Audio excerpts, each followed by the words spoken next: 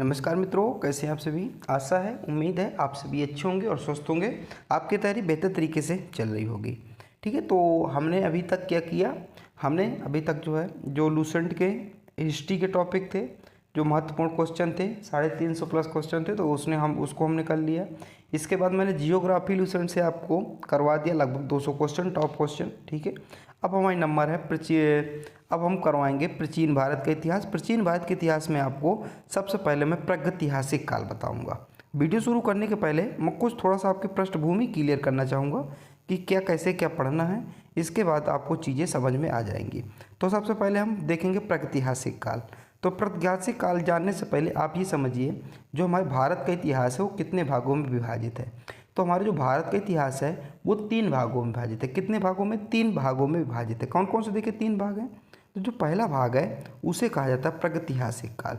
जो पहले भाग को प्रागैतिहासिक काल कहा जाता है। दूसरे भाग को आद्य ऐतिहासिक काल कहा जाता है। तीसरे भाग को ऐतिहासिक काल कहा जाता है। अब देखिए इनमें अंतर क्या है। इनमें अंतर आप थोड़ा सा समझ लीजिए, मैं आपको बताता हूँ। सबसे पहले जैसे है प्रागैतिहासिक काल। तो प्रागैतिहासिक काल वह समय होता है जिसमें मानव पढ़ना लिखना नहीं जानता और इसकी जानकारी केवल पुरातत्व साक्ष्य से मिलती है। इसके अंतर्गत पाषाण काल आते हैं। पाषाण काल में आप देखे होंगे ना, पत्थरों की खोज, ये सब पत्थर होते हैं, तो ये प्रागैतिहासिक काल में आते हैं। ठीक है, तो प्रागैतिहासिक काल भी आगे 3 भागों में बढ़ जाता है। पूरा पाषाण काल, मध्य पाषाण काल और नवपाषाण काल, और बाद में ताम्र पाषाण काल भी उसको कह देते हैं। तो कई लोगों ने इसको बांट दिया है। ठीक है, अपने अनुसार इसको बांट दिया है। तो आपको मैंने ये बताया इतिहास 3 भागों में विभाजित है। तो पहला है प्रागैतिहासिक काल, और जो प्रागैतिहासिक काल है वह काल होता है जिसमें मानव न पढ़ना जानता है न लिखना जानता है, एकदम यानी कि निरक्षर रहता है। ठीक है, तो न पढ़ना जानता है न लिखना जानता है। तो इनके बारे में जानकारी जो साक्ष्य कहाँ से मिलते हैं, तो पाषाण से मिलते हैं, यानी कि शिला से मिलते हैं। और जो प्रागैतिहासिक काल है वो भी 3 भागों में विभाजित है। पूरा पाषाण काल, मध्य पाषाण काल और नवपाषाण काल। देखिए आप डेट मत याद रखिएगा, या आप ये रखिए जो प्रागैतिहासिक काल है 3 भागों में विभाजित है। तो इस वीडियो में मैं आपको ये बता रहा हूँ कि इस वीडियो में मैं अभी आपको ये जो प्रागैतिहासिक काल है इतना, यानी कि प्रागैतिहासिक काल के बारे में पूरा पढ़ाऊंगा। ठीक है, तो इसमें पूरा पाषाण काल के भी क्वेश्चन रहेंगे, मध्य पाषाण काल के, नवपाषाण काल में। इसी में पहिए की खोज हुई है, आग की खोज हुई है, आदमी का पशुपालन किया, पहला पालतू जानवर कौन था, अंतिम पालतू जानवर कौन था, इसके बारे में पढ़ेंगे। ठीक है, अगर मैं आपको आद्य ऐतिहासिक काल के बारे में बताऊं, जिसे उत्तर पाषाण काल भी कहा जाता है, इसमें क्या होता था, इसमें इस लिपि में मानव जो है पढ़ा लिखा नहीं था, यानी कि पढ़ा नहीं जा सकता। जो जिसने लिखा है वो पढ़ा नहीं जा सकता था, किंतु लिखित साक्ष्य मिले हैं। तो आद्य ऐतिहासिक काल में इस काल के जो मानव ने लिखा है वो पढ़ा नहीं जा सकता, लेकिन इसके लिखित साक्ष्य मिले, जैसे सिंधु घाटी सभ्यता इसमें आती है। ठीक है, इसके बाद आता है ऐतिहासिक काल। ऐतिहासिक काल में ही हमारा प्राचीन भारत रहता है, मध्यकालीन भारत रहता है और आधुनिक भारत रहता है। तो मैं अभी यहाँ से आपको क्वेश्चन उठा रहा हूँ, ये पूरे पोर्शन से, इस पोर्शन से पूरे 100 MCQ कराऊंगा और टॉप MCQ रहेंगे। ठीक है, इसके बाद मैं ऐतिहासिक काल को लूँगा, आद्य ऐतिहासिक काल को। इस प्रकार में पूरा आपको जैसे ये सिलेबस पूरा कराते हैं उसी प्रकार में आपको पूरा क्वेश्चन वाइज क्वेश्चन बता दूंगा। तो ये थी हमारी पृष्ठभूमि। अब बढ़ते हैं पहले प्रश्न की ओर। तो आज का हमारा पहला प्रश्न है, प्रागैतिहासिक काल को कितने भागों में विभाजित किया गया है। तो मैंने अभी आपको बताया 3 भागों में विभाजित किया गया है। 3 भागों में कौन कौन से देखिए 3 भाग थे। तो पहला भाग कौन सा था, तो पहला भाग था पूरा पाषाण काल, फिर मध्य पाषाण काल और नवपाषाण काल। कहीं कहीं ताम्र पाषाण काल भी मिलता है, लेकिन आप 3 याद रखना है आपको। ठीक है, दूसरा प्रश्न है, पूरा पाषाण काल में मानव का मुख्य व्यवसाय क्या था। जो पूरा पाषाण काल है उसमें मानव का प्रमुख व्यवसाय क्या था, तो उसमें जो मानव था उसका प्रमुख व्यवसाय था शिकार करना। क्या? शिकार करना। इस समय मानव क्या था, इस समय मानव शिकारी था। ठीक है, इस समय मानव शिकारी था। अगला, भीमबेटका की गुफाएं किसके लिए प्रसिद्ध है। जो भीमबेटका की गुफाएं किसके लिए प्रसिद्ध हैं, तो ये हैं शैल चित्र के लिए। क्या? शैल चित्र के लिए। तो यहाँ से खा यानी कि दूसरा हमारा एकदम सही उत्तर होगा। अगला है, मध्य पाषाण काल में मानव ने सबसे पहले किस पशु को पालतू बनाया। जो मध्य पाषाण काल है, सबसे पहले मानव ने किस पशु को पालतू बनाया, तो सबसे पहले जो मानव था उसको पालतू किसने बनाया, तो उसको कुत्ता ने, किसको? कुत्ता को बनाया। तो हमारा सही उत्तर क्या हो जाएगा?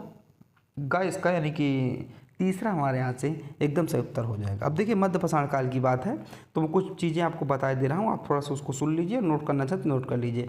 इस काल के बारे में जो सर्वप्रथम है, किस काल के बारे में, तो मध्य पाषाण काल के बारे में सर्वप्रथम करसाइल ने बताया था। करसाइल ने कब बताया था, देखिए किसने बताया था, करसाइल ने बताया था। कब बताया था, ये बताया था 1867 में बताया था। कब, करसाइल ने 1867 में बताया था। ठीक है, इसमें क्या होते थे, मध्य पाषाण काल में क्या होते थे, जो औजार थे यानी कि पत्थरों के बने जो औजार जिससे क्या करते थे, ये आदि मानव शिकार किया करते थे, वो बहुत छोटे होने लगे थे, इसलिए इनको माइक्रोलिथ भी कहा गया है। तो पूछा जाता है माइक्रोलिथ शब्द का प्रयोग किस काल में किया गया है, तो मध्य पाषाण काल में किया गया है। यहाँ से एक क्वेश्चन ये देखने को मिलता है। ठीक है, तो आप लोग थोड़ा सा इतनी चीज़ें जो मैं बताता जाऊँ तो आप लोग नोट करते जाइएगा। अगर कोई बात ना समझ में आए तो आप लोग दोबारा थोड़ा सा वीडियो पीछे कर लीजिएगा, जिससे बातें आपको क्लियर हो जाएंगी। अगला प्रश्न है, नवपाषाण काल में मानव ने सबसे पहले किस धातु का प्रयोग किया। तो जो मानव ने सबसे पहले किस धातु का प्रयोग किया था, तो मानव ने सबसे पहले तांबा का प्रयोग किया था। कहाँ, तांबा का प्रयोग किया था। ठीक है, अब देखिए नवपाषाण काल के बारे में है, तो नवपाषाण काल के जो है तो सर्वप्रथम इसकी जानकारी सर जॉन लुबाक ने दी थी। किसने दिया था, जॉन, आप इसे याद रखिए, और लुबाक, क्या, लुबाक। तो इसकी जानकारी सर्वप्रथम सर जॉन लुबाक ने इसकी जानकारी दिया था। इसका आपको समझ में आ गया। ठीक है, तो मैं बता रहा हूँ नवपाषाण काल के बारे में, और इसी को उत्तर पाषाण काल भी कहा जाता है। ठीक है, नवपाषाण काल या उत्तर पाषाण काल भी इसको कहा जाता है। और इस काल में क्या हुआ था, देखिए सबसे पहले पूरा पाषाण काल मैंने बताया, पूरा पाषाण काल में मानव एकदम घुमंतू था। ठीक है, पत्थर के औजार थे उससे शिकार करता था और अपना खाना पीना करता था। इसके बाद आया मध्य पाषाण काल, जो हथियार थे थोड़ा सा छोटे हो गए, जिन्हें माइक्रोलिथ कहा गया। ठीक है, फिर इसके बाद आया नवपाषाण काल या उत्तर पाषाण काल। इसमें क्या हुआ, जो मानव था इस समय स्थायी घर बना लिया। तो पूछा जाता है स्थायी घर कब बनाया था, तो ये बनाए थे नवपाषाण काल में। तो इस समय क्या उसने बना लिया, स्थायी घर बना लिया, किसमें, नवपाषाण काल के समय में। ठीक है, और कृषि और पशुपालन भी प्रारंभ कर दिया। तो नवपाषाण से ही कृषि और पशुपालन भी उसने प्रारंभ कर दिया था मानव ने। ठीक है, आदि मानव ने। तो इतनी आपको चीज़ें जो है एकदम से याद रखना है। और इसी समय ही पहिए की खोज हुई थी। तो नवपाषाण काल में ही पहिए की खोज हुई थी। किसमें, पहिए की खोज नवपाषाण काल के दौरान ही हुई थी। तो यहाँ से जो प्रश्न बनता है, मैंने आपको निम्न जो बातें हैं आपको बता दिया। ठीक है, अब बढ़ते हैं अगले प्रश्न की ओर। भारत में पूरा पाषाण युग के सबसे पुराने साक्ष्य कहाँ मिले हैं, तो हुंसगी में मिले। कहाँ, हुंसगी में मिले हैं। तीसरा हमारा एकदम सही उत्तर होगा। ठीक है, अगला है, मध्य पाषाण काल के उपकरण किस प्रकार के थे। तो मध्य पाषाण काल के उपकरण किस प्रकार के, छोटे और नुकीले, और जिनको माइक्रोलिथ कहा गया। मैंने आपको बताया ना, छोटे और नुकीले थे, जिन्हों माइक्रोलिथ कहा गया है।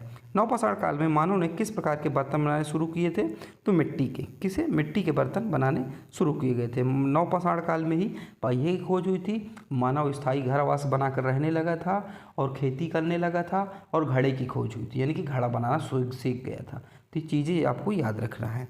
अगला, मेहरगढ़ किस काल का प्रमुख महत्वपूर्ण स्थल है, तो मेहरगढ़। तो इस समय मेहरगढ़ कहाँ है, मेहरगढ़ है यानी कि नवपाषाण काल का है। ठीक है, कहाँ का है, नवपाषाण काल का है। प्रमुख गढ़ कौन सा है, मेहरगढ़। तो ये आपसे याद रखना है। अगर पूछा जाए आपसे कि पशुपालन का साक्ष्य भारत में, जब मैंने आपको बताया कि नवपाषाण काल में आदि मानव ने पशुपालन प्रारंभ किया था, तो इसका साक्ष्य कहाँ से मिला है, तो आदमगढ़ से मिला है। आदमगढ़ जगह है मध्य प्रदेश में, और एक जगह और है बगौर, बगौर राजस्थान में।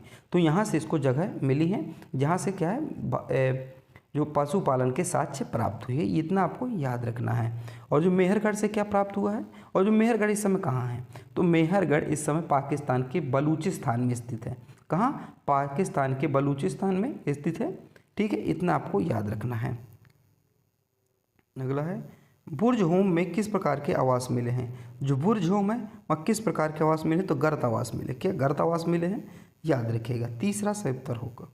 प्रागैतिहासिक काल में मानव ने आग का प्रयोग कब शुरू किया, तो मानव ने आग का प्रयोग कब शुरू किया गया था, तो ये आपको सभी को पता, पूरा पाषाण काल में। कब, पूरा पाषाण काल में। यहाँ से ये पता चलता है कि आग की खोज कब हुई थी, तो पूरा पाषाण काल में ही आग की खोज हो गई थी। देखिए मैं आपको फिर एक बार बता देता हूँ, जो प्रागैतिहासिक काल होता है उस काल को कहते हैं जिसमें मानव पढ़ा लिखा नहीं था, न पढ़ सकता था न ही लिख सकता था, लेकिन इनके जो साक्ष्य मिले हैं इनके साक्ष्य जो है किससे मिले हैं, तो शिलालेखों से, यानी कि इसके पसाड़ों से मिले हैं इनके साक्ष्य। ठीक है, इसके बाद जो प्रागैतिहासिक काल है उसको 3 भागों में बांटा गया है मुख्यतः। पूरा पाषाण काल, इसमें आपको एक चीज़ याद रखनी है कि इसमें आग की खोज हुई थी। इसके बाद मध्य पाषाण काल, इसमें हथियार छोटे होते थे जिन्हें माइक्रोलिथ कहा जाता था। इसके बाद आता है नवपाषाण काल या उत्तर पाषाण काल, इसी को कहते हैं। तो नवपाषाण काल में मानव जो है आवास बना के रहने लगा था, पशुपालन करने लगा, खेती करने लगा, पहिए की खोज हुई और घड़े की खोज हुई। ये प्रमुख रूप से मैं आपको बार बार इसलिए रिपीट कर रहा हूँ क्योंकि चीज़ें यहाँ से भूल जाती हैं, इसलिए मैं आपको थोड़ा सा फोकस दे रहा हूँ, यानी से बल दे रहा हूँ इन चीज़ों में। अगला है, भारत में सबसे पहले चावल के साक्ष्य कहाँ मिले थे? तो भारत में सबसे पहले जो चावल के साक्ष्य है कोल्डिया में मिले थे। कहाँ? कोल्डिया में मिले थे। आप लोग कमेंट बताएं कोल्डिया कहाँ है। अगला है, ताम्रपाषाण काल में मानव ने किस धातु का प्रयोग किया? तो ताम्रपाषाण काल में मानव ने धातु ने तो तांबे का प्रयोग किया था, जो कि आपको पता है। अगला है, कायथा संस्कृति किस काल से संबंधित है? तो ताम्रपाषाण काल से संबंधित। किससे? ताम्रपाषाण काल से संबंधित है, याद रखिएगा। देखिए, मैंने आपको बताया जो प्रागैतिहासिक काल को 3 भागों में बांटा गया, पूरा पाषाण काल, मध्य पाषाण काल, नवपाषाण काल। और ये कोई वैज्ञानिक है, अर्थशास्त्री, जो एक और काल बढ़ा देता है जिसे ताम्रपाषाण काल कहा जाता है, क्योंकि इस समय तांबे की खोज हुई थी तो उसे कह देते हैं ताम्रपाषाण काल। तो आपको यहाँ से कंफ्यूज नहीं होना है। अगला है, जार्जबे संस्कृति किस राज्य में स्थित है? तो किस राज्य में स्थित है? तो महाराष्ट्र में स्थित है, याद रखिएगा। अगला है, भारत में सबसे पहले कृषि के साक्ष्य कहाँ मिले हैं? तो भारत में सबसे पहले कृषि के साक्ष्य मेहरगढ़ से मिले, और मेहरगढ़ वर्तमान में पाकिस्तान के बलूचिस्तान में स्थित है। भारत में सबसे पहले स्थायी जीवन के साक्ष्य कहाँ मिले हैं? तो मेहरगढ़ से मिले हैं। अगला प्रश्न है, प्रागैतिहासिक काल में मानव ने सबसे पहले किस फसल की खेती की? तो जौ की खेती की थी। यहाँ से खेती से प्रश्न पूछा जाता है, ठीक है। तो जौ की खेती की, और प्रागैतिहासिक काल के किस काल से? तो नवपाषाण काल से, क्योंकि खेती की शुरुआत वहीं से हुई थी, ठीक है। अगला, भारत में सबसे पहले पहिए का आविष्कार किस काल में हुआ? तो भारत में सब पहिए का आविष्कार मैं आपको बार बार बता रहा हूँ नवपाषाण काल में है। नवपाषाण काल में पहिए की खोज हुई थी, याद रखिएगा। ताम्रपाषाण काल में मानव ने किस प्रकार के औजार बनाए?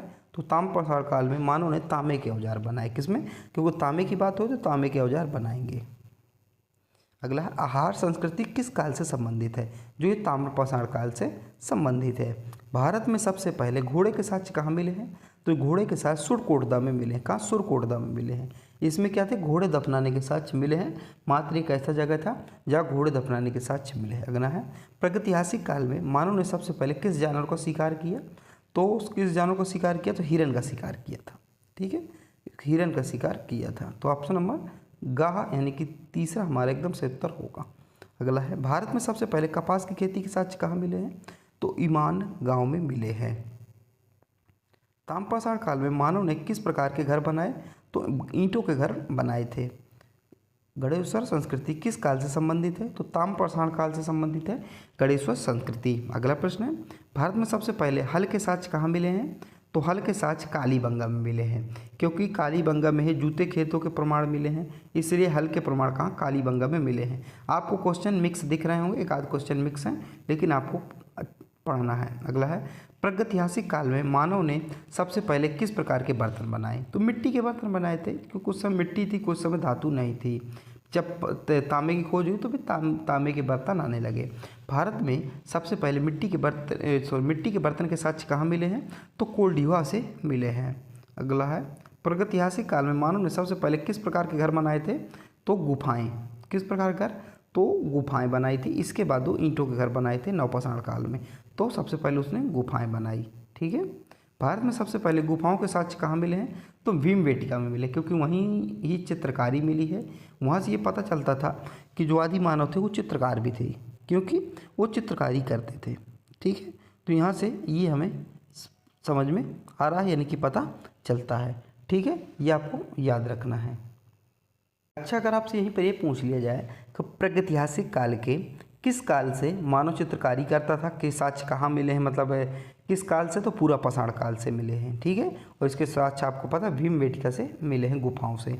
अगला, प्रागैतिहासिक काल में मानव ने सबसे पहले किस प्रकार के औजार बनाए थे? तो पत्थर के औजार बनाए थे, ठीक है। और उस समय जब पत्थर के औजार पूरा पाषाण काल में बनाए तो पत्थर के औजार क्या बड़े होते थे, जैसे मान लीजिए पत्थर के औजार नुकीले बनाते थे ताकि वो मार सकें, पत्थर के औजार क्या बड़े होते थे। लेकिन जैसे ही मध्य पाषाण काल आया तो ये पत्थर के औजार थोड़ा छोटे होने लगे, क्या वो छोटे होने लगे, जिन्हें माइक्रोलिथ कहा गया है इन्हें। अगला है, भारत में सबसे पहले पत्थर के औजार के साक्ष्य कहाँ मिले हैं, तो पत्थर के औजार के साथ हुंसगी में मिले हैं, याद रखिएगा। अगला है, प्रागैतिहासिक काल में मानव ने सबसे पहले किस प्रकार की कला का विकास किया था, तो चित्रकला का विकास किया था। भारत में सबसे पहले चित्रकला के साक्ष्य भीमबेटका से मिले हैं। प्रागैतिहासिक काल में मानव ने सबसे पहले किस प्रकार के हथियार बनाए थे, तो भाला बनाया था। सबसे पहले क्या उसने भाला बनाया था, ठीक है, यानी कि ऐसा बनाया था ताकि जानवरों को मार सके फेंक के। अगला है, भारत में सबसे पहले भाले के साक्ष्य कहाँ मिले हैं, तो हुंसगी में मिले हैं। प्रागैतिहासिक काल में मानव ने सबसे पहले किस प्रकार के आभूषण बनाए, तो किस प्रकार के आभूषण बनाए थे, तो सीपियों और हड्डियों के। सीप आप जानते होंगे, शंख, ठीक है, जैसे कीड़ा होता है जो अंदर ही ऐसे सीप, तो सीप पहन लेते थे और हड्डी पहन लेते थे, वो अपना उनको आपका क्या आभूषण मानते थे। भारत में सबसे पहले सीपियों और हड्डियों के आभूषण के साक्ष्य कहाँ से मिले हैं, तो ईमान गांव से मिले। कहाँ से, ईमान गांव से मिले हैं। अगला है, प्रागैतिहासिक काल में मानव ने सबसे पहले किस प्रकार के खिलौने बनाए थे, तो मिट्टी के खिलौने बनाए थे। किसके, मिट्टी के खिलौने बनाए थे। भारत में सबसे पहले मिट्टी के खिलौने के साक्ष्य कहाँ मिले, ईमान गांव में मिले हैं। प्रागैतिहासिक काल में मानव ने सबसे पहले किस प्रकार की मूर्तियां बनाई, तो मिट्टी की। भारत में सबसे पहले मिट्टी की मूर्तियों के साक्ष्य कहाँ मिले, ईमान गांव में मिले हैं। प्रागैतिहासिक काल में मानव ने सबसे पहले किस प्रकार के संगीत वाद्य यंत्र बनाए, तो किस प्रकार के, तो हड्डियों के वाद्य यंत्र, यानी कि हड्डियों को ही क्या मतलब कि उसमें होल वगैरह करके अपना वाद्य यंत्र बना लेते थे। अगला है, भारत में सबसे पहले हड्डियों के वाद्य यंत्र के साक्ष्य कहाँ से मिले हैं, तो ये भी ईमान गांव से मिले हैं। यानी कि अधिकतर जो चीज़ें हैं हड्डियों वगैरह की, ये ईमान गांव से अधिकतर चीज़ें क्या है मिली हैं। तो ये आपके लिए थोड़ा सा इंपॉर्टेंट है, याद रखिएगा, ठीक है। कुछ मैं बाद में आपको प्रश्न दूंगा, बोल के उनके उत्तर आपको लिख के क्या है कमेंट में करना है। प्रागैतिहासिक काल में मानव ने सबसे पहले किस प्रकार के नृत्य का विकास किया था, तो किस प्रकार के, तो गुफा चित्रकला में नृत्य के संकेत। जो भीमबेटका में अभी भी कुछ चित्र हैं, जैसे मैं उदाहरण ऐसे कुछ जो नृत्य करते हुए दिखाया गया है। भारत में सबसे पहले नृत्य के साक्ष्य कहाँ मिले हैं, तो ये भीमबेटका से मिले हैं। मैंने आपको भी बताया ना, भीमबेटका में बताया गया है। प्रागैतिहासिक काल में मानवों ने सबसे पहले किस प्रकार की भाषा का विकास किया गया है, तो सांकेतिक भाषा। क्या, सांकेतिक भाषा थी, यानी कि इशारों से होती थी। अगला, भारत में सबसे पहले सांकेतिक भाषा के साक्ष्य कहाँ से, तो ये भी भीमबेटका से मिले हैं। भीमबेटका इसलिए इम्पोर्टेंट है क्योंकि यहाँ अधिकतर चीज़ें क्या है, अधिकतर साक्ष्य मिले हैं उनके शरीर बनावट से, उनके कला से, उनकी विशेषताएं, इसलिए भीमबेटका महत्वपूर्ण है। प्रागैतिहासिक काल में मानव ने सबसे पहले किस प्रकार के धार्मिक विश्वासों का विकास किया था, तो प्राकृतिक पूजा का। भारत में सबसे पहले प्राकृतिक पूजा के साक्ष्य भीमबेटका से मिले हैं। प्रागैतिहासिक काल में मानव ने सबसे पहले किस प्रकार की सामाजिक संरचना का विकास किया था, तो कबीले का विकास किया था। भारत में सबसे पहले कबीले के साक्ष्य ये हुंसगी में मिले हैं। प्रागैतिहासिक काल में मानव ने सबसे पहले किस प्रकार की आर्थिक गतिविधियों का विकास किया, किस प्रकार की, तो शिकार और संग्रहण की। भारत में सबसे पहले शिकार और संग्रहण के साक्ष्य कहाँ से मिले हैं, तो यह भी हुंसगी से मिले हैं। अगला प्रश्न है, प्रागैतिहासिक काल में मानव ने सबसे पहले किस प्रकार की राजनैतिक संरचना का विकास किया था, तो कबीले के मुखिया के रूप में। भारत में सबसे पहले कबीले के मुखिया के साक्ष्य ये हुंसगी से मिले हैं। अगला प्रश्न है, प्रागैतिहासिक काल में मानव ने सबसे पहले किस प्रकार की सांस्कृतिक गतिविधि का विकास किया, तो गतिविधियों का विकास किया था, तो कला और शिल्प का। किसका, कला और शिल्प का। अगला प्रश्न है, भारत में सबसे पहले कला और शिल्प के साक्ष्य कहाँ मिले हैं, तो ये भी भीमबेटका से मिले हैं। प्रागैतिहासिक काल में मानव ने सबसे पहले किस प्रकार की प्रौद्योगिकी का विकास किया था, तो आग का विकास किया था। ये एक प्रकार की क्या प्रौद्योगिकी है, तो ऐसे अगर प्रश्न पूछे तो आपको कंफ्यूज नहीं होना, आग लगा देना है, ठीक है। यहाँ से हमारा गा। अगला है, भारत में सबसे पहले आग के साक्ष्य कहाँ मिले थे, तो कुरनूल गुफाएं में। कहाँ से, कुरनूल गुफाएं में से मिली थी। यहाँ से राख वगैरह मिली थी, जिससे पता लगाया गया, राख के ढेर, जिससे पता लगाया गया कि यहाँ आग लोग जलाते थे। प्रागैतिहासिक काल में मानव ने सबसे पहले किस प्रकार के आवासों का निर्माण किया था, तो गुफाएं और झोपड़ियों का। भारत में सबसे पहले गुफाओं और झोपड़ियों के साक्ष्य कहाँ, तो ये भी भीमबेटका से मिले हैं। प्रागैतिहासिक काल में मानव ने सबसे पहले किस प्रकार के वस्त्रों का उपयोग किया था? तो जानवरों की खाल और पत्ते का। तो उस समय क्या, पहले कुछ समय नग्न पहनते थे, लेकिन इसके बाद वो जानवरों की खाल और जो बड़े पत्ते होते थे वो लपेटने लगे थे। ठीक है, अगला है, भारत में सबसे पहले जानवरों की खाल और पत्तों के वो जो वस्त्र थे धारण करते थे, उनके साथ ये भी हुंसगी से मिले हैं। आपको इतनी बार मैं रटा दूंगा कि आपको अगर एग्जाम में बैठेंगे चीज़ें आपको एकदम आ जाएंगी। अगला है, प्रागैतिहासिक काल में मानव ने सबसे पहले किस प्रकार के परिवहन का उपयोग किया था? तो पैदल और जानवरों की पीठ पर, जैसे अभी भी घोड़ा पे अब बैठ जाते हैं ना और चलते हैं, उसी प्रकार उसने किया था। अगला है, भारत में सबसे पहले पैदल और जानवरों की पीठ परिवहन के साक्ष्य कहाँ मिले? हुंसगी में मिले हैं। अगला है, प्रागैतिहासिक काल में मानव ने सबसे पहले किस प्रकार की चिकित्सा का उपयोग किया था? तो प्रकृति, जड़ी बूटियाँ और अनुसंधान। यानी कि कुछ को मान लीजिए उनको फीवर है, बुखार है, तो प्रकृति से उनको जानते थे कि ये पत्ती हम खा लेंगे, ये फल खा लेंगे, इसका रस पी लेंगे तो हमारी बुखार क्या है, चली जाएगी। उस समय कोई मेडिकल कॉलेज तो था नहीं, कोई डॉक्टर था नहीं, तो ऐसे ये लोग किया करते थे। अगला है, भारत में सबसे पहले प्राकृतिक जड़ी बूटियों और अनुसंधानों के चिकित्सा के साथ ये हुंसगी से मिले हैं। प्रागैतिहासिक काल में मानव ने सबसे पहले किस प्रकार के मनोरंजन का विकास किया था? तो कहानियाँ और खेल के मनोरंजन का विकास किया था। अगला है, भारत में सबसे पहले कहानियों और खेलों के मनोरंजन का साक्ष्य ये भीमबेटका से मिला है। प्रागैतिहासिक काल में मानव ने सबसे पहले किस प्रकार के की शिक्षा का विकास किया था?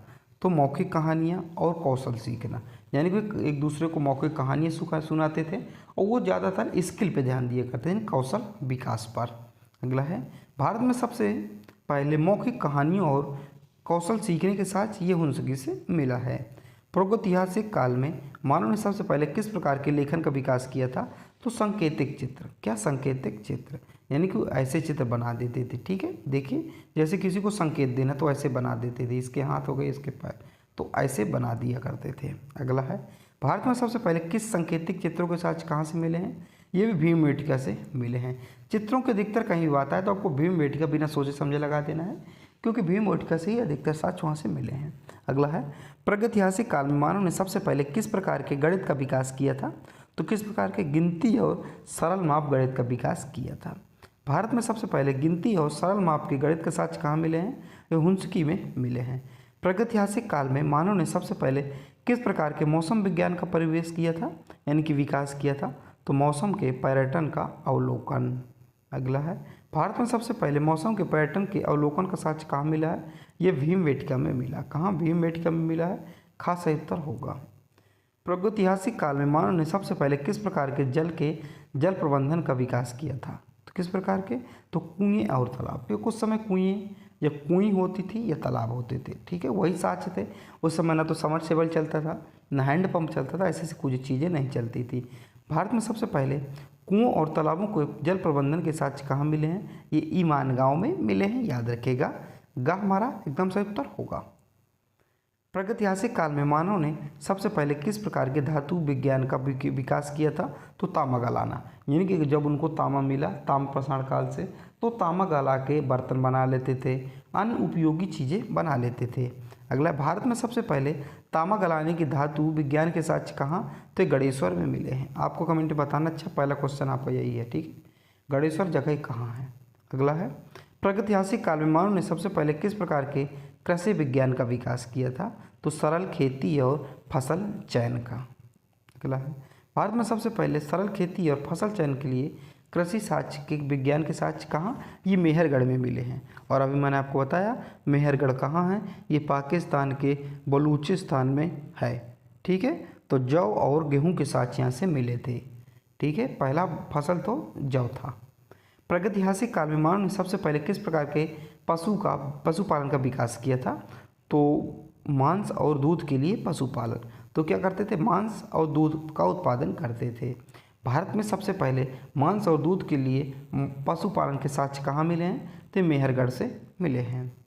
प्रागैतिहासिक काल में मानव ने सबसे पहले किस प्रकार के व्यापार का विकास किया था? तो किस वस्तु विनिमय विकास का। किसका? वस्तु विनिमय विकास का किया था। अगला है, भारत में सबसे पहले वस्तु विनिमय के संबंध व्यापार के साक्ष्य कहाँ मिले हैं? ये गणेश्वर से मिले हैं। अगला प्रश्न है, प्रागैतिहासिक काल में मानव ने सबसे पहले किस प्रकार के शासन का विकास किया? तो कबीले के मुखिया। तो एक कबीले का मुखिया होता था और वह जो भी फैसला लेता था, तो जो जितने भी कबीले के सदस्य होते थे वह फैसला उनको मानना पड़ता था, चाहे उनके मन में हो, चाहे उनके लिए अच्छा हो चाहे बुरा हो, या वो करना चाहे ना करना चाहे, चाहे उनका मन हो चाहे ना मन हो, लेकिन जो कबीले का मुखिया कह देता था वो उनको मानना पड़ता था। भारत में सबसे पहले कबीले के मुखिया के शासन के साक्ष्य कहाँ? ये हुंसगी में मिले हैं। प्रागैतिहासिक काल में मानव ने सबसे पहले किस प्रकार के युद्ध का विकास किया था? तो कबीले के बीच झड़पें, यानी कि कई कबीलों के बीच क्या, ग्रुप के बीच लड़ाई वड़ाई होती रहती थी। भारत में सबसे पहले कबीले के बीच झड़पों का युद्ध कई साक्ष्य कहाँ मिले हैं? ये भी हुंसगी से मिले हैं। प्रागैतिहासिक काल में मानव ने सबसे पहले किस प्रकार के धर्म का विकास किया था? तो प्राकृतिक पूजा और अनुसंधान, ये किया अनुसंधान और वो जो किया करते थे। अगला है, भारत में सबसे पहले प्राकृतिक पूजा और अनुसंधानों के साक्ष्य कहाँ से मिले हैं? ये भीमबेटका की गुफाओं से मिले हैं। प्रागैतिहासिक काल में मानव ने सबसे पहले किस प्रकार की कला का विकास किया? किस प्रकार की? तो यानी गुफा चित्रकला और शिल्प का। भारत में सबसे पहले गुफा चित्रकला और शिल्प की कला के साक्ष्य कहाँ से? ये भीमबेटका से मिले हैं। अगला है, प्रागैतिहासिक काल में मानव ने सबसे पहले किस प्रकार के विज्ञान का विकास किया था? तो अवलोकन और अनुभव पर आधारित विज्ञान। अगला है, भारत में प्रागैतिहासिक मानव युग प्रयुक्त सबसे पहला उपकरण कौन सा था? तो पत्थर के औजार थे। क्या पत्थर के औजार थे? ठीक, 100 प्रश्न के बारे में चर्चा करेंगे।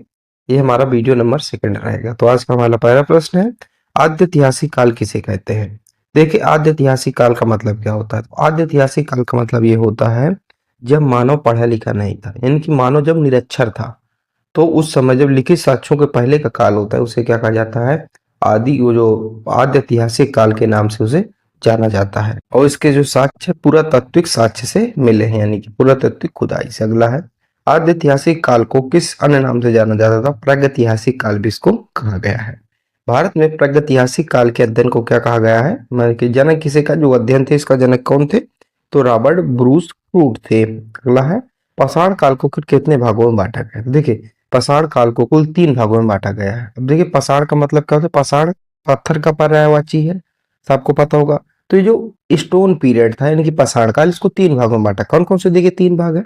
एक है पूरा पाषाण काल, दूसरा मध्य पाषाण काल, तीसरा नव पाषाण काल। इसको 3 भागों में बांटा गया। जो पाषाण काल को 3 भागों में मुख्यतः बांटा गया, 1 2 3, 3 भागों में।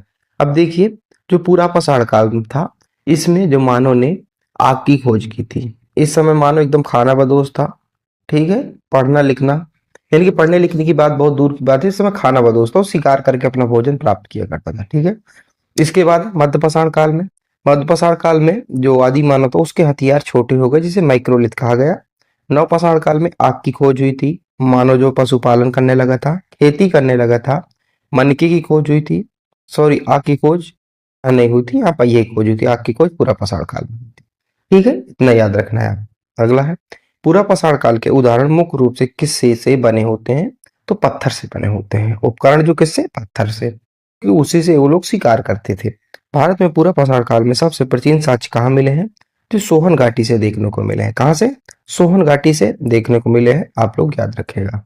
अगला है, मध्य पाषाण काल की विशेषता क्या थी? तो मैंने भी आपको बताया, जो पूरा पाषाण काल में जो हथियार बड़े होते थे पत्थरों के कुछ इस प्रकार से, अब वो छोटे होने लगे, कुछ इस प्रकार से छोटे होने, जिन्हें माइक्रोलिथ कहा गया है। तो वी यहाँ से हमारा एकदम सही उत्तर होगा। नवपाषाण काल की सबसे मुख्य महत्वपूर्ण विशेषता क्या थी? तो खाद्य उत्पादन, कृषि। अगला है, ताम्रपाषाण काल में मनुष्य ने किस धातु का प्रयोग करना शुरू किया था? तांबा का प्रयोग करना शुरू किया था। क्या है? तांबा का प्रयोग करना शुरू किया था। लोहा ये लोग नहीं जानते थे, पूरे सिंधु घाटी सभ्यता तक लोहे से कोई परिचित नहीं था, अपरिचित थे। यहाँ से इतना आपको याद रखना। अभी मैं आगे आपको इससे प्रश्न करवाऊंगा, जिससे आपको अगर कुछ डाउट होगा तो क्लियर हो जाएगा। अगला है, भारत में ताम्रपाषाण का युग की प्रमुख स्थल कौन सी है? तो कौन सी? तो आहार बनास संस्कृति है। अगला प्रश्न है हमारा, सिंधु घाटी सभ्यता किस युग से संबंधित है? तो सिंधु घाटी सभ्यता किस युग से? आप सभी को पता है, कांस्य युग से संबंधित है। किससे? जो सिंधु घाटी सभ्यता थी, ये कांस्य युग से संबंधित सभ्यता थी। अगला, सिंधु घाटी सभ्यता की खोज कब हुई थी? तो 1921 में। कब हुई थी? 1921 में। देखिए, 1921 में हड़प्पा की खोज हुई थी दयाराम साहनी के द्वारा। इसके बाद 1922 में मोहनजोदड़ो की खोज हुई थी राखालदास बनर्जी के द्वारा। ठीक है, याद रखिएगा। सिंधु घाटी सभ्यता की खोज किसने की? तो देखिए यहीं से आपसे दोनों शहर मिला के, जैसे हड़प्पा हो गया, मोहनजोदड़ो हो गया, तो दोनों को मिला के वो बोल रहा है दयाराम साहनी और राखालदास बनर्जी। ऐसे प्रश्न जो ना कंफ्यूजन के लिए पूछे जाते हैं, याद रखिएगा। अगला, सिंधु घाटी सभ्यता का सबसे बड़ा नगर कौन सा था? तो सबसे बड़ा नगर मोहनजोदड़ो था। अब मोहनजोदड़ो से कौन कौन सी चीजें मिली हैं, अगर आप नोट कर रहे हैं तो नोट करते जाइए, मैं बता दूं। देखिए सबसे पहले तो पुरोहित आवास मिला है। ठीक है, इसके बाद घर में कुआं मिला है, विशाल स्नानागार मिला है, अंडागार मिला है, सूती के वस्त्र मिले हैं, स्वास्तिक चित्र मिला है। ठीक है, चिन्ह जो है, सबसे चौड़ी सड़क है वहां की, सभागार है जिसे ऑडिटोरियम इस समय कहा जाता है, म्यूजियम। ठीक है, और पशुपति शिव की मूर्ति मिली है, कांसे की नर्तकी की मूर्ति मिली है, तांबे का ढेर मिला है। तो इतनी चीजें मिली है। अगर आप नोट कर रहे हो तो दोबारा थोड़ा सा वीडियो स्किप कर लीजिएगा, जो जो मैंने बताया उसे नोट कर लीजिएगा। सिंधु घाटी सभ्यता के लोग किस देवता की पूजा करते थे? तो शिव पशुपति की पूजा करते थे। तो आप उसे पशुपति मिलेगा तो आपको सही मानना है, पशुपति का मतलब होता है शिव। याद है? ठीक है, याद रखिएगा। सिंधु घाटी सभ्यता की लिपि कौन सी थी? तो सिंधु घाटी सभ्यता की लिपि थी, अभी तक पढ़ी नहीं गई, ये तो ऑप्शन ठीक है, चलिए इसी यहाँ से। लेकिन सिंधु घाटी सभ्यता की लिपि थी भाव चित्रात्मक लिपि। भाव चित्रात्मक लिपि का मतलब है, देखिए जैसे हम नभी नॉर्मल हम ऐसे लिखते हैं, ये हमारी पहली लाइन है, दूसरी तीसरी, तो वो लोग ऐसे लिखा करते थे, ऐसे, जिसे सर्पिलाकार लिपि भी कहा गया। वही एक लाइन इसको मानते थे ऐसे, फिर इसमें लिखते, फिर ऐसे, फिर ऐसे, फिर ऐसे, फिर ऐसे, तो उसे इसलिए उसे सर्पिलाकार, ये भाव चित्रात्मक लिपि कहा गया है। सिंधु घाटी सभ्यता के लोगों का मुख्य व्यवसाय का था, मुख्य व्यवसाय देखिए कृषि भी करते थे, पशुपालन भी करते थे, व्यापार भी करते थे। तो ऑप्शन नंबर डी हमारा यहाँ से सही उत्तर होगा। सिंधु घाटी सभ्यता के लोग किस फसल को जानते थे? तो किस फसल को जानते? तो ए और बी, यानी कि गेहूं और जौ को जानते थे। ठीक है, तो गेहूं और जौ से वो क्या थे? भली भांति परिचित थे। अभी मैं आपको बताऊंगा कि गेहूं और जौ के उन्हें साक्ष्य कहाँ से मिले। सिंधु घाटी सभ्यता के लोग किस धातु से परिचित नहीं थे, यानी किस धातु को जानते नहीं थे? तो लोहा, ऐसे प्रश्न बनता है। ठीक है, तो लोहा से क्या थे? ये परिचित नहीं थे। सिंधु घाटी सभ्यता के पतन का मुख्य कारण क्या माना जाता है? देखिए उनके पतन का कारण बहुत से, जैसे जलवायु परिवर्तन एक मुख्य कारण था, बाढ़ भी था, आर्यों का आक्रमण भी था। तो यहाँ से हम कह सकते हैं कि डी हमारा सही उत्तर होगा, यानी कि सभी उसके उनके उसके पतन का कारण थे। वैदिक सभ्यता किस काल संबंधित है? जो वैदिक सभ्यता है ये लौह काल से संबंधित, किससे? लौह काल से संबंधित है। वैदिक सभ्यता के लोगों का मुख्य व्यवसाय क्या था? तो वैदिक सभ्यता के लोगों का मुख्य व्यवसाय पशुपालन था। क्या था? पशुपालन था। ठीक है, पशुओं को पालन करना, तो पशुपालन था। ऋग्वेद में किस नदी का सर्वाधिक उल्लेख मिलता है? तो ऋग्वेद में सर्वाधिक उल्लेख जो है सिंधु नदी का मिलता है, सबसे कम गंगा नदी का मिलता है, याद रखिएगा। ऐसा भी प्रश्न यहाँ से पूछा गया है, एक आरओ में पूछा गया प्रश्न है कि जो है सिंधु नदी का उल्लेख, यानी कि किस वेद में सिंधु नदी का उल्लेख सर्वाधिक बार मिलता है? तो ऋग्वेद में मिलता है, याद रखिएगा। वैदिक काल में सबसे महत्वपूर्ण देवता कौन था? तो वैदिक काल में सबसे महत्वपूर्ण जो देवता थे उनका नाम इंद्र था। वर्ण व्यवस्था का सर्वप्रथम उल्लेख किस वेद में मिलता है? तो ऋग्वेद के 10वें मंडल में मिलता है। किसमें? ऋग्वेद के 10वें मंडल में मिलता है। ऋग्वेद जो है सबसे पुराना वेद है, इतना याद रखना है आपको। नोट कर रहे हो तो ऋग्वेद के बारे में कुछ महत्वपूर्ण चीजें बता रहा हूँ, आप उनको नोट कर सकते हैं। देखिए ऋग्वेद का शाब्दिक अर्थ क्या होता है? ऋचाओं का संग्रह। ठीक है, ऋग्वेद में 10 मंडल है, 128 सूक्त है और 10,580 ऋचाएं हैं।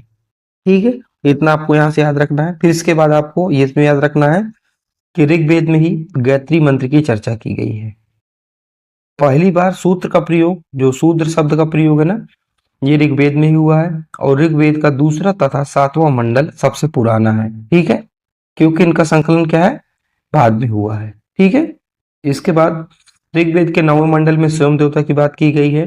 ऋग्वेद के ज्ञानी को होत्र कहा जाता है। यहाँ से इंपॉर्टेंट है, जो ऋग्वेद के ज्ञानी है उसे होत्र कहा जाता है। ठीक है, ऋग्वेद का उपवेद, हर एक वेद का उपवेद होता है, तो ऋग्वेद का उपवेद है आयुर्वेद है। ठीक है, ये याद रखना है आपको। ठीक है, अगला है महाजनपदों की संख्या कितनी थी? जो महाजनपद थे इनकी संख्या कितनी थी? तो महाजनपदों की संख्या थी 16 है। अब यहाँ से प्रश्न ऐसे भी बना है कि जो कुल 16 महाजनपदों में से उत्तर प्रदेश की भौगोलिक सीमा के अंदर कुल कितने महाजनपद है?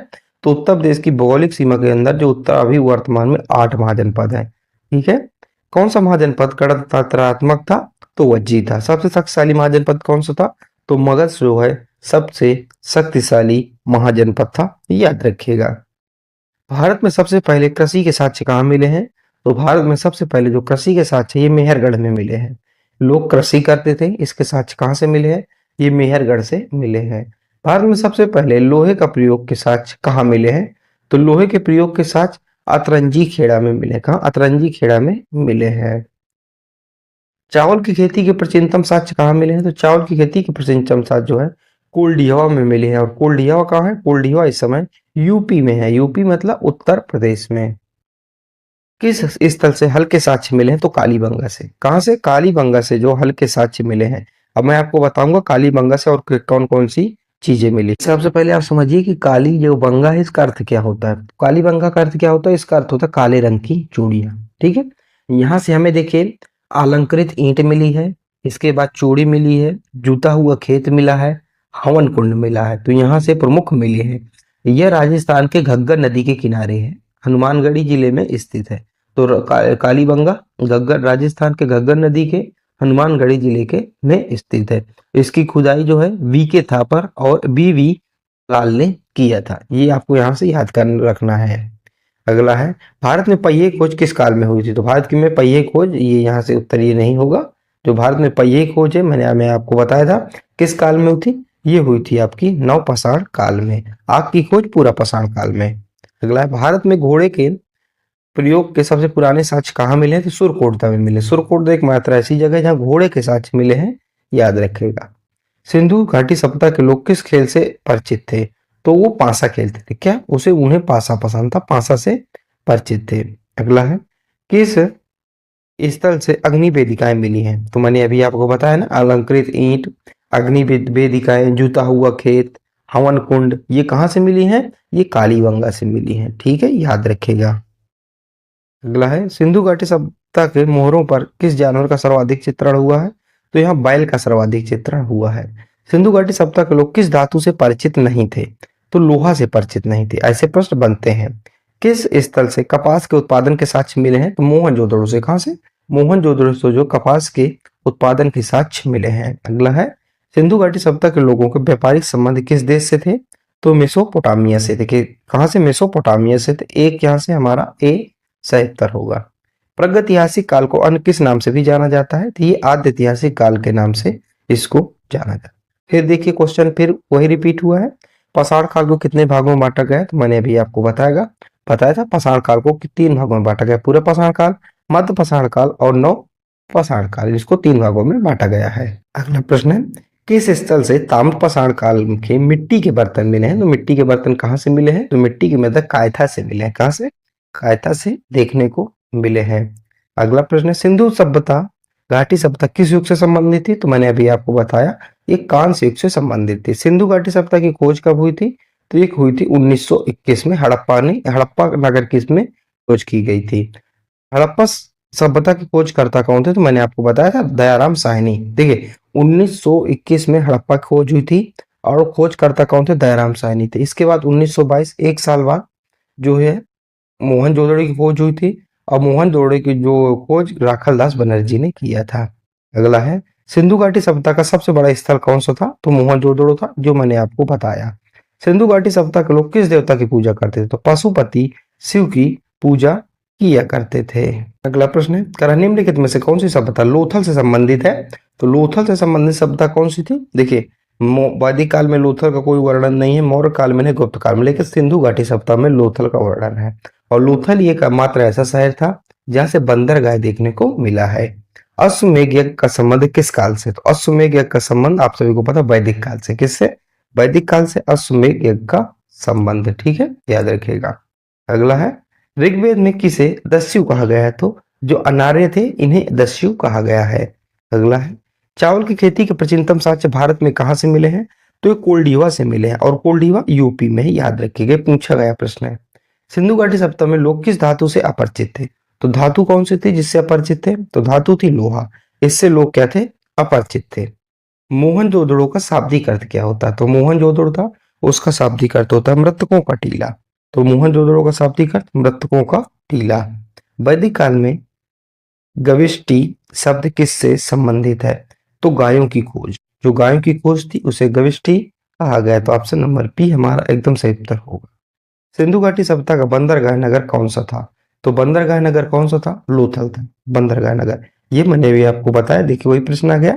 यहाँ मात्र एक ऐसा शहर था लोथल जहां बंदरगाह देखने को मिला है। लोथल कहाँ है? लोथल भारत के गुजरात राज्य में है, याद रखिएगा।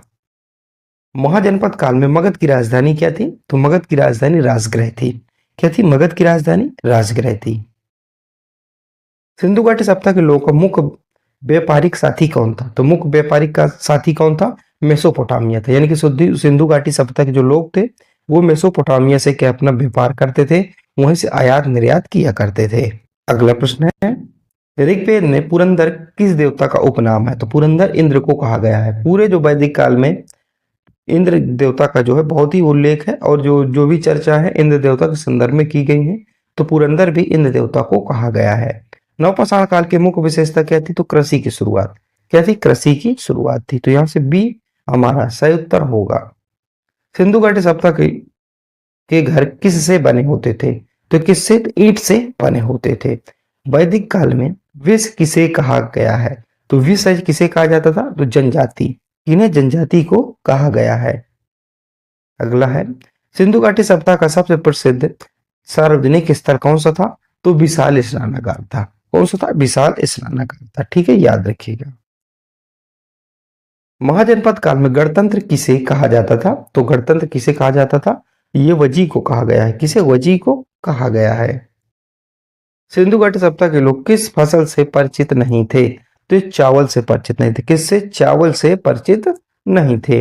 ऋग्वेद में दशराज युद्ध किस नदी के तट पर हुआ था? दशराज युद्ध ये परुसमढ़ी यानी कि रावी नदी के तट पर हुआ था दशराज युद्ध। ठीक है, और ऐसे भी प्रश्न पूछा गया है कि दशराज युद्ध की चर्चा किस वेद में की गई है? तो ये ऋग्वेद में की गई है। ठीक है, सिंधु घाटी सभ्यता के पतन का कारण क्या माना जाता है? तो पतन का कारण मैंने बताया आर्यों का आक्रमण भी है, बाढ़ भी माना जा सकता है, जलवायु परिवर्तन भी माना जाता है। तो उपयुक्त तो सभी यानी कि ऑप्शन नंबर डी। सिंधु घाटी सभ्यता के लोग किस प्रकार की मोहरों का प्रयोग करते थे? तो पत्थर की मोहरों का, जिसे स्टीटाइट किया कहा गया है। ये बहुत प्रश्न इंपॉर्टेंट प्रश्न है। पत्थर की, क्योंकि उस समय ताम्र जो तांबा चल रहा था, तो बहुत लोग क्या कंफ्यूज हो जाते हैं कि तांबे की मोहर उड़ाई होंगी, लेकिन पत्थर की मोहरी थी जिसे स्टीटाइट कहा गया है। वैदिक काल में वरास्त किसे कहा जाता था? तो आर्योत्तर जनजातियों को। सिंधु सभ्यता में डाक यार्ड कहाँ पाया गया है? तो लोथल में पाया गया। डाक यार्ड मतलब बंदरगाह, तो लोथल में पाया गया। और लोथल कहाँ है? भारत के गुजरात राज्य में है। ऋग्वेद में अप्सरा शब्द किससे संबंधित है? तो देवांगनाओं से संबंधित है। कहाँ? देवांगनाओं से संबंधित है अप्सरा शब्द। महाजनपद काल में अंग की राजधानी क्या थी? तो अंग की राजधानी चंपा थी। क्या थी? अंग की राजधानी चंपा थी, याद रखना है। अगला है, सिंधु घाटी सभ्यता के लोग किस पशु को पवित्र मानते थे? तो किस पशु को? तो वाइल जो पशु था इसको जो है पवित्र माना जाता था।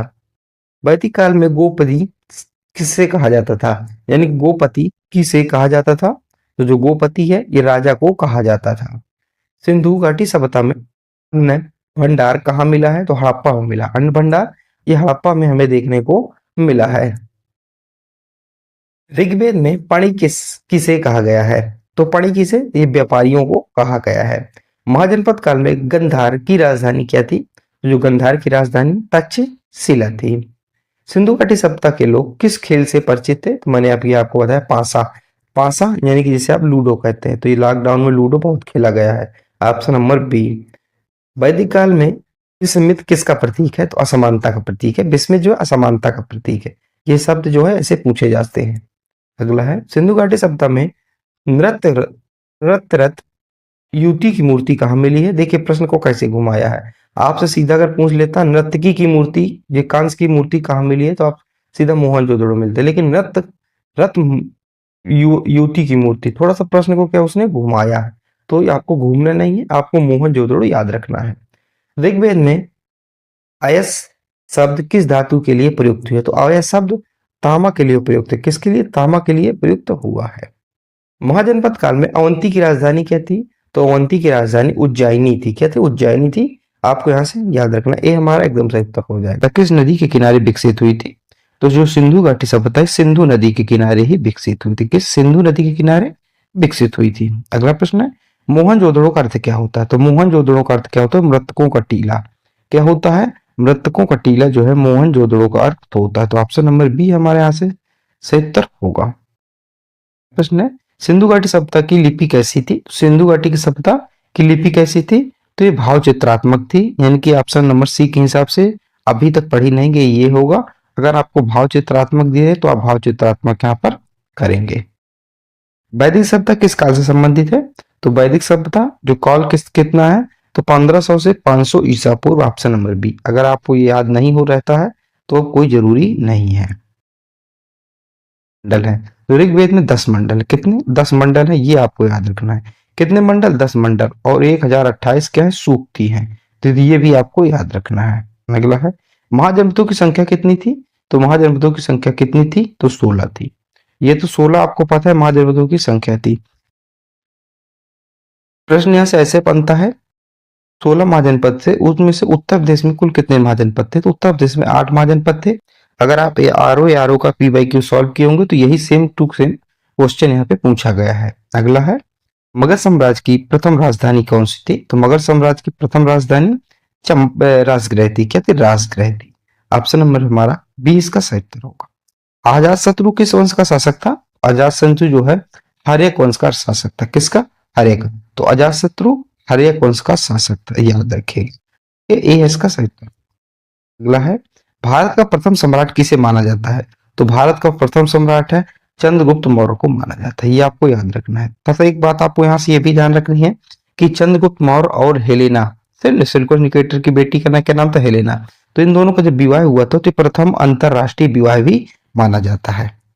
अगला है कौटिल्य द्वारा रचित ग्रंथ कौन सा, तो अर्थशास्त्र। तो कौटिल्य यानी कि चाणक्य इनको कह सकते हैं, विष्णुगुप्त इनको कह सकते हैं,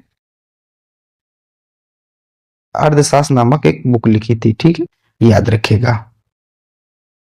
अशोक ने किस युद्ध के बाद बौद्ध धर्म अपनाया था। तो अशोक जो था किस युद्ध के बाद, तो आप सही को पता हो कलिंग के युद्ध के बाद। कब, कलिंग युद्ध के बाद जो है बौद्ध धर्म अपनाया था। कलिंग युद्ध में अशोक ने देखा कि खून खराबा बहुत है, मारपीट बहुत हो रही, वो लोग भी मारे जा रहे हैं युद्ध में जिनका इस युद्ध से कोई लेना देना नहीं, यानी कि जिनकी कोई गलती नहीं, वो भी लोग भी मारे जा रहे हैं। तथा इनके जो घर वाले हैं, महिलाएं हैं, वो जो क्या कर रहे हैं, रो रही हैं। तो ये सब दृश्य देख के उसने युद्ध त्याग दिया और बौद्ध धर्म को अपना लिया। और कलिंग का युद्ध 261 में हुआ था, ये भी याद रखना है। अगला है मौर्य साम्राज्य का पतन कब हुआ था। तो मौर्य साम्राज्य का पतन 185 में हुआ था। कब, 185 में हो गया था, ठीक है। तो मौर्य साम्राज्य का जो संस्थापक कौन था, मान्य था चंद्रगुप्त मौर्य। फिर अंतिम शासक था बृहदस्थ था, ठीक है। 185 तक मौर्य कुल सब चला था। अगला गुप्त वंश का संस्थापक कौन था। तो जो गुप्त वंश था इसका संस्थापक था श्रीगुप्त। कौन, श्रीगुप्त। तो गुप्त वंश का संस्थापक श्रीगुप्त को माना जाता है। अगला है भारत का नेपोलियन किसे कहा जाता है। तो भारत का नेपोलियन तो किसे, तो समुद्रगुप्त को भारत का नेपोलियन कहा जाता है। किसे, समुद्रगुप्त को भारत का नेपोलियन माना जाता है, ठीक है। एक प्रश्न आपसे यहाँ से ये भी बनता है कि जो समुद्रगुप्त है एक सिक्का जारी किया था, तो इस सिक्के में समुद्रगुप्त क्या बजाते हुए दिखाया गया, तो वीणा, क्या वीणा को बजाते हुए दिखाया है, ठीक है। अगला है कालिदास किसके दरबारी कवि थे। कालिदास तो चंद्रगुप्त द्वितीय के दरबारी कवि थे। किसके, चंद्रगुप्त द्वितीय के दरबारी कवि थे कालिदास। नालंदा विश्वविद्यालय की स्थापना किसने की थी। जो नालंदा विश्वविद्यालय है कि अभी भी है, इसकी स्थापना कुमार गुप्त के द्वारा की गई थी। किसके द्वारा, कुमार गुप्त के द्वारा की गई थी। अगला हर्षवर्धन की राजधानी कहाँ थी। तो हर्षवर्धन की राजधानी थी कन्नौज। दोस्तों क्या थी, कन्नौज। तो हर्षवर्धन की राजधानी कन्नौज थी, यहाँ पे याद रखेंगे। हर्षचरित के रचयिता कौन है। तो हर्षचरित के रचयिता है बाणभट्ट। कौन, बाणभट्ट जो हर्षचरित के रचयिता है, 20 का सही उत्तर होगा। चोल साम्राज्य किस क्षेत्र में स्थित था। तो चोल साम्राज्य किस क्षेत्र में स्थित था, तो दक्षिण भारत में स्थित था चोल साम्राज्य। ये आपको पता होगा, चोल, पांडव, चेर, ये सब दक्षिण साइड थे। अगला है तंजावुर का बृहदेश्वर मंदिर किसने बनवाया था। तो राजा चोल ने बनवाया था। किसने, राजा चोल द्वारा बनवाया गया था। ये यहाँ से हमारा एकदम सही उत्तर होगा। अगला है सांची का स्तूप किस धर्म से संबंधित था। तो आप सभी को पता, बहुत सरल क्वेश्चन है, बौद्ध धर्म संबंधित था सांची का स्तूप। अगला है अजंता की गुफाएं किस राज्य में स्थित है। तो अजंता की गुफाएं ये आपको पता है सभी को, महाराष्ट्र में स्थित है। कहाँ, महाराष्ट्र में। आप लोग बहुत लोग कंफ्यूज हो जाते हैं। अजंता की गुफाएं बहुत लोग मध्य प्रदेश में टिक कर देते हैं। मध्य प्रदेश में खजुराहो की प्रतिमा यानी खजुराहो का जो मंदिर वगैरह वो स्थित है, न कि अजंता की। तो अजंता की कहाँ है? महाराष्ट्र में है। महावीर स्वामी का जन्म कहाँ हुआ था? तो महावीर जो स्वामी थे, ठीक है, 24वें नंबर के तीर्थंकर थे। का जन्म जो वैशाली में हुआ था। कहाँ? वैशाली में हुआ था। अगला है, जैन धर्म के 24वें तीर्थंकर कौन थे? देखिए अभी मैंने आपको बताया महावीर स्वामी थे जैन धर्म के 24वें तीर्थंकर। अच्छा, आप लोगों को अपना स्कोर भी बताना है कि आप लोगों ने ये 100 MCQ है, इसमें से आपने कितने सही किए हैं। बौद्ध धर्म के संस्थापक है, तो बौद्ध धर्म के संस्थापक कौन है? तो मैंने बताया गौतम बुद्ध। क्या गौतम बुद्ध जो बौद्ध धर्म के संस्थापक इनको माना जाता है। ठीक है, आप लोगों को ये सब सारी चीजें पता होंगी। अगला, बुद्ध ने अपना पहला उपदेश कहाँ दिया था? तो बुद्ध ने अपना पहला उपदेश सारनाथ में दिया था और सर्वाधिक उपदेश श्रावस्ती में दिए थे। बौद्ध धर्म में त्रिरत्न कौन से? तो बुद्ध, धम्म, संघ। ये बहुत पूछा जाता है। मान लीजिए बहुत इंपॉर्टेंट क्वेश्चन, यहाँ से अक्सर गलत हो जाता है। ठीक है, तो बुद्ध, धर्म और संघ, धम्म और संघ, ये बौद्ध धर्म की क्या है? त्रिरत्न है। मतलब है। चतुर्थ बौद्ध संगीति किसके शासनकाल में हुई थी? तो चतुर्थ बौद्ध संगीति जो कनिष्क के शासनकाल में हुई थी। किसके? कनिष्क के शासनकाल में चतुर्थ बौद्ध संगीति। महाभारत के रचयिता कौन है? तो वेद व्यास। तो महाभारत के रचयिता वेद व्यास है, याद रखिएगा बी। यहां से हमारा एकदम सही उत्तर होगा। रामायण में कितने कांड हैं? तो रामायण में कुल 7 कांड है। कितने? रामायण में कुल 7 कांड है। वीडियो भी मैं विस्तार से बताऊंगा, तो आपको सारी जो 7 कांड कौन कौन से सारी चीजें बताऊंगा। पुराणों की संख्या कितनी है? तो पुराणों की संख्या कुल 18 पुराण है हमारे। जैसे मैं कुछ उदाहरण बताता हूँ, जैसे विष्णु पुराण हो गया, मत्स्य पुराण हो गया, ऐसे ही 18 पुराण है हमारे पास। मरु मनुस्मृति संबंधित है, तो धर्मशास्त्र से संबंधित है। ठीक है, याद रखिएगा। अगला है, आर्यभट्ट संबंधित है, तो आर्यभट्ट खगोल शास्त्र से संबंधित है। आर्यभट्टीय ग्रंथ के रचयिता कौन है? तो आर्यभट्टीय ग्रंथ के रचयिता आर्यभट्ट खुद हैं, तो सी सही उत्तर होगा। चरक संहिता संबंधित है, तो चरक संहिता आप सभी को पता होगा, ये तो बहुत सरल क्वेश्चन है। चरक संहिता चिकित्सा से संबंधित है, क्योंकि ठीक है चिकित्सा से संबंधित है। अगला है, अष्टाध्यायी के रचयिता कौन है? तो अष्टाध्यायी के रचयिता पाणिनि है। कौन से? पाणिनि है। ये यहां से हमारा सही उत्तर होगा। अगला है, तक्षशिला विश्वविद्यालय किस राज्य में? हाँ, तो तक्षशिला विश्वविद्यालय पंजाब में था। पंजाब इस समय मतलब पाकिस्तान, तक्षशिला कहाँ इस समय? पाकिस्तान में चला गया है। तो बी यहां से हमारा सही उत्तर होगा। मेगास्थनीज ने कौन सा ग्रंथ लिखा? तो मेगास्थनीज ने कौन सा ग्रंथ लिखा था? तो मेगास्थनीज द्वारा इंडिका लिखी गई थी। कौन सी? इंडिका लिखी गई थी। और मेगास्थनीज जो चंद्रगुप्त मौर्य जब थे तो उनके दरबार में आया था, सिल्कोस निकेटर द्वारा भेजा गया था। किसके शासनकाल में भारत आया था? तो फाहयान जो चंद्रगुप्त द्वितीय के शासनकाल में भारत आया था। ठीक है, अगर आपसे पूछे मेगास्थनीज तो चंद्रगुप्त के प्रथम के समय आया था। फाहयान किसके शासनकाल में आया था? तो चंद्रगुप्त द्वितीय के शासनकाल में आया था। हुएन किसके शासनकाल में भारत आया था? तो हर्षवर्धन। किसके शासनकाल में? हर्षवर्धन के शासनकाल में हुएन भारत आया था। और यहीं पर इसने एक पुस्तक लिखी थी, सी यू की। क्या है? सी यू की। और इस यही नालंदा विश्वविद्यालय में इसने अध्ययन किया था। सातवाहन वंश का सबसे प्रसिद्ध शासक कौन था? तो गौतमी पुत्र सातकर्णी। कुषाण वंश का सबसे प्रसिद्ध शासक कौन था? कुषाण वंश का सबसे प्रसिद्ध शासक कनिष्क था। तो आपको पता चल गया। सीधा प्रश्न आपसे यही बनता है, कनिष्क का संबंध किस शासक किस वंश से था? तो कुषाण वंश से था। ये क्वेश्चन जो है ये पूछे गए हैं एनटीपीसी के, जो भी मैंने आपको पीवाईक्यू करवाया ना हिस्ट्री के, ये क्वेश्चन भर भर के क्वेश्चन ऐसे क्वेश्चन पूछे गए हैं। देखिए पढ़ना आपको इतिहास वही है, ठीक है, अब लेवल बदल जाता है आपका अलग अलग। ठीक है, हिसाब से क्वेश्चन है, आप देख सकते हैं इसको। अगला प्रश्न है, गंधार कला शैली किसके शासनकाल में विकसित हुई थी? तो कनिष्क के शासनकाल में विकसित हुई थी। मथुरा कला शैली किस धर्म से संबंधित है? तो बौद्ध भी है, जैन भी है, हिंदू भी है। इनमें तो आप इसमें डी कह सकते हैं, उपयुक्त तो सभी। उपयुक्त का मतलब होता है जो ऊपर दिए गए, ठीक है। निम्नलिखित का मतलब हो जो नीचे दिए गए। अमरावती स्तूप किस राज्य में स्थित है? तो अमरावती स्तूप जो आंध्र प्रदेश में स्थित है। कहाँ? आंध्र प्रदेश में स्थित है अमरावती।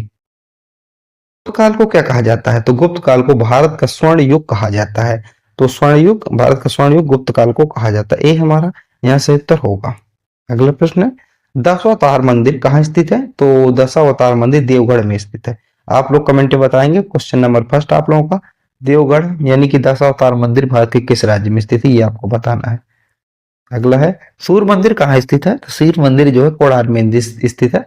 और कोणार्क मतलब उड़ीसा। ठीक है। अगला, महाबलीपुरम के रथ मंदिर किसने बनवाए?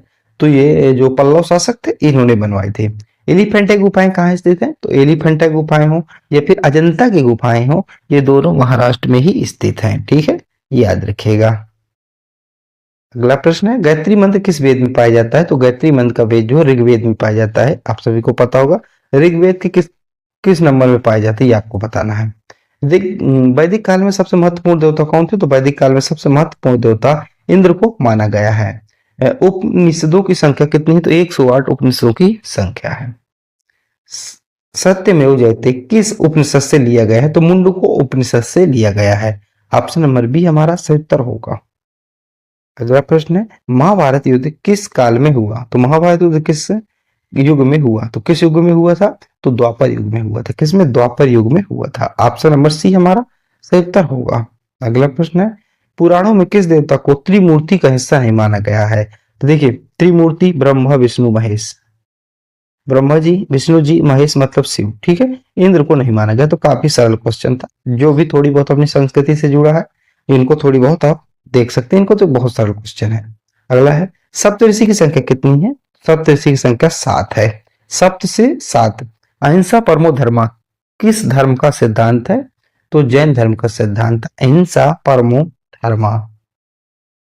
अगला है, जैन धर्म में केवल ज्ञान प्राप्त करने वाले को क्या कहते हैं? तो केवलिन कहा जाता है इनको, केवलिन। ये भी एनटीपीसी का पूछा गया प्रश्न है। अगर आपने एनटीपीसी की तैयारी कर रहे हैं, आपने पीवाईक्यू नहीं देखे, आप हिस्ट्री के पीवाईक्यू देख लीजिए और इकोनॉमिक्स के देख लीजिए, आर्ट एंड कल्चर के देख लीजिए, वर्ल्ड जियोग्राफी, इंडियन जियोग्राफी, इनके सब आप पीवाईक्यू वहां से सॉल्व कर लीजिए, आपके लिए रामबाण साबित होंगे। जैन धर्म के प्रथम तीर्थंकर कौन थे? तो जैन धर्म के प्रथम तीर्थंकर ऋषभनाथ थे। क्या? ऋषभनाथ थे। और 24वें तीर्थंकर कौन थे? महावीर स्वामी, वो 24वें तीर्थंकर थे। बौद्ध धर्म में मध्यम मार्ग का संबंध किससे है? तो ऑप्शन नंबर डी, अति विलास और कठोर तप में संतुलन। तो ऑप्शन नंबर डी हमारा सही उत्तर होगा। अगला प्रश्न, बौद्ध धर्म के किस संप्रदाय में बुद्ध को देवता माना जाता है? तो महायान में। किसमें? महायान में बुद्ध को देवता माना जाता है। देखिए, बौद्ध धर्म भी दो भागों में विभाजित होता है, बुद्धयान यानी कि सॉरी महायान या हीनयान। अगला है, धम्मपद इस ग्रंथ का पवित्र ग्रंथ है? तो ये बौद्ध धर्म का पवित्र ग्रंथ है। बी यहाँ से सही उत्तर होगा। अगला है, अशोक ने किस काल भाषा में शिलालेख लिखवाए? तो अशोक ने किस भाषा में शिलालेख लिखवाए थे? तो प्राकृतक भाषा में लिखवाए थे। अशोक के शिलालेखों को किस लिपियों का प्रयोग हुआ है? तो ब्राह्मी लिपि का प्रयोग हुआ है। देखिए, ब्राह्मी लिपि का प्रयोग हुआ है। ऑप्शन नंबर बी हमारा सही उत्तर होगा। देखिए, ये क्या किस भाषा में लिखा है? तो प्राकृतक भाषा में। और किस लिपि का प्रयोग हुआ है? तो ब्राह्मी लिपि का प्रयोग हुआ है। यहाँ से कंफ्यूज मत होइएगा, यहाँ से अधिकतर कंफ्यूज हो जाते हैं, क्वेश्चन गलत हो जाते हैं। जो आपको कंफ्यूजन लगे 2 से 3 बार उसको रिपीट कर लीजिए, सोने से पहले उसको रिपीट कर लीजिए, आपको कभी नहीं भूलेगा। मौर्य काल में अग्रणी क्या थे? तो नगर प्रशासक थे, याद रखिएगा। अगला प्रश्न है, मौर्य साम्राज्य में सीता क्या थी? तो राजकीय भूमि को सीता कहा जाता था। किसके? जो राजकीय भूमि होती थी उसे सीता जाता था। अगला प्रश्न है, अर्थशास्त्र में कितने अधिकरण हैं? तो अर्थशास्त्र में कुल 15 अधिकरण है। कितने? अर्थशास्त्र में कुल 15 अधिकरण है। ठीक है, याद रखिएगा। अगला है, गुप्त वंश का सबसे शक्तिशाली शासक कौन था? तो गुप्त वंश का सबसे शक्तिशाली शासक समुद्रगुप्त था। कौन सा था? समुद्रगुप्त था गुप्त वंश का सबसे शक्तिशाली शासक।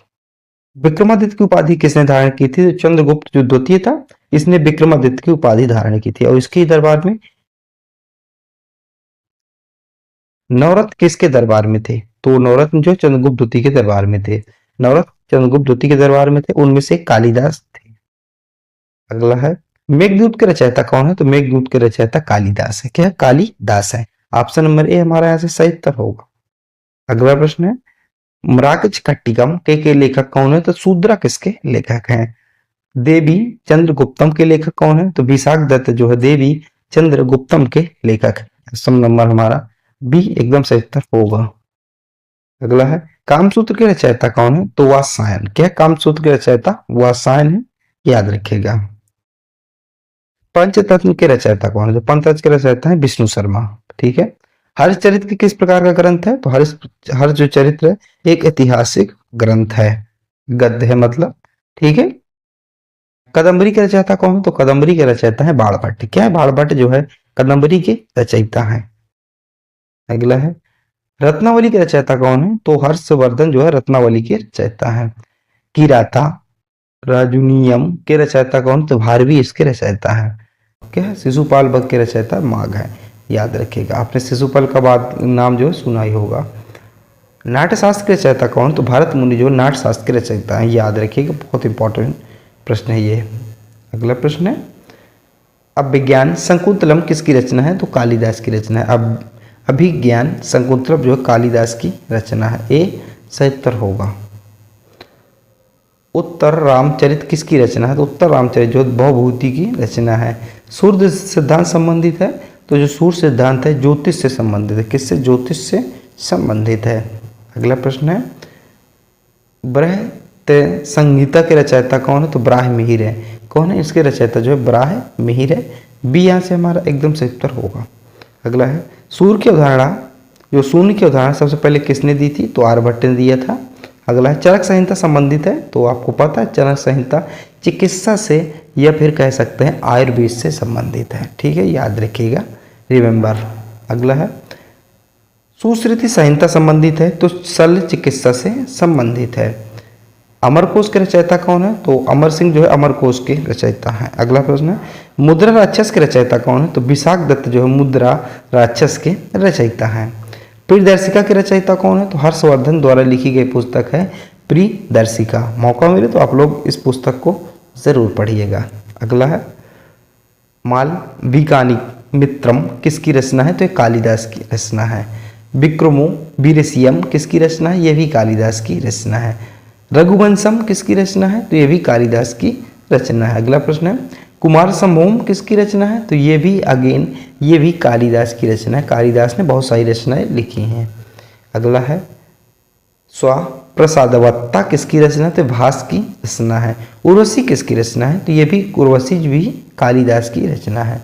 कालिदास जी ने बहुत सारी रचनाएं की हैं। अगला है मालती माधव किसकी रचना है? तो ये मालती माधव जो है भवभूति की रचना है। ये सारे प्रश्न जो है बहुत सारे प्रश्न इसमें जो है 50 कम से कम प्रश्न जो है एनटीपीसी में पूछे गए हैं ऐसे प्रश्न। ठीक है, अगला प्रश्न है 10 कुमार चरित्र के रचयिता कौन है? तो 10 कुमार चरित्र के रचयिता दंडी हैं। तो ऑप्शन नंबर ए हमारा एकदम सही उत्तर हो। शुंग वंश की स्थापना किसने की थी? तो शुंग वंश की स्थापना जो पुष्यमित्र शुंग के द्वारा की गई थी। ये प्रश्न जो है सीधे ऐसे एग्जाम में पूछे जाते हैं, खासकर वनडे एग्जाम में। ठीक है, तो याद रखिएगा। अगला है पुष्यमित्र शुंग ने किस वंश के अंतिम शासक को हराकर सत्ता प्राप्त की थी? तो शुंग वंश का जो शुंग वंश ने जो मौर्य वंश का अंतिम शासक था। ठीक है, मौर्य वंश का अंतिम शासक कौन था? बृहदस्थ। ठीक है, 185 में उसको मार दिया क्योंकि मंत्री ही था। इसको उनको मार दिया और उसको मारकर खुद ही शुंग वंश की स्थापना कर दी। अगला है पुष्यमित्र शुंग ने किस धर्म का समर्थन किया था? तो इसने ब्राह्मण धर्म का समर्थन किया था क्योंकि ये खुद एक क्या था? ब्राह्मण था। अगला है पुष्यमित्र शुंग ने किस प्रसिद्ध यज्ञ का आयोजन किया था? तो अश्वमेध यज्ञ का आयोजन किया था। किसका? अश्वमेध यज्ञ का आयोजन किया था। देखिए अश्वमेध यज्ञ में ये होता है कि यह एक यज्ञ का प्रकार है। ठीक है, इसमें यज्ञ यज्ञ करके तब जब यज्ञ संपूर्ण हो जाता है तो एक घोड़ा छोड़ दिया जाता है।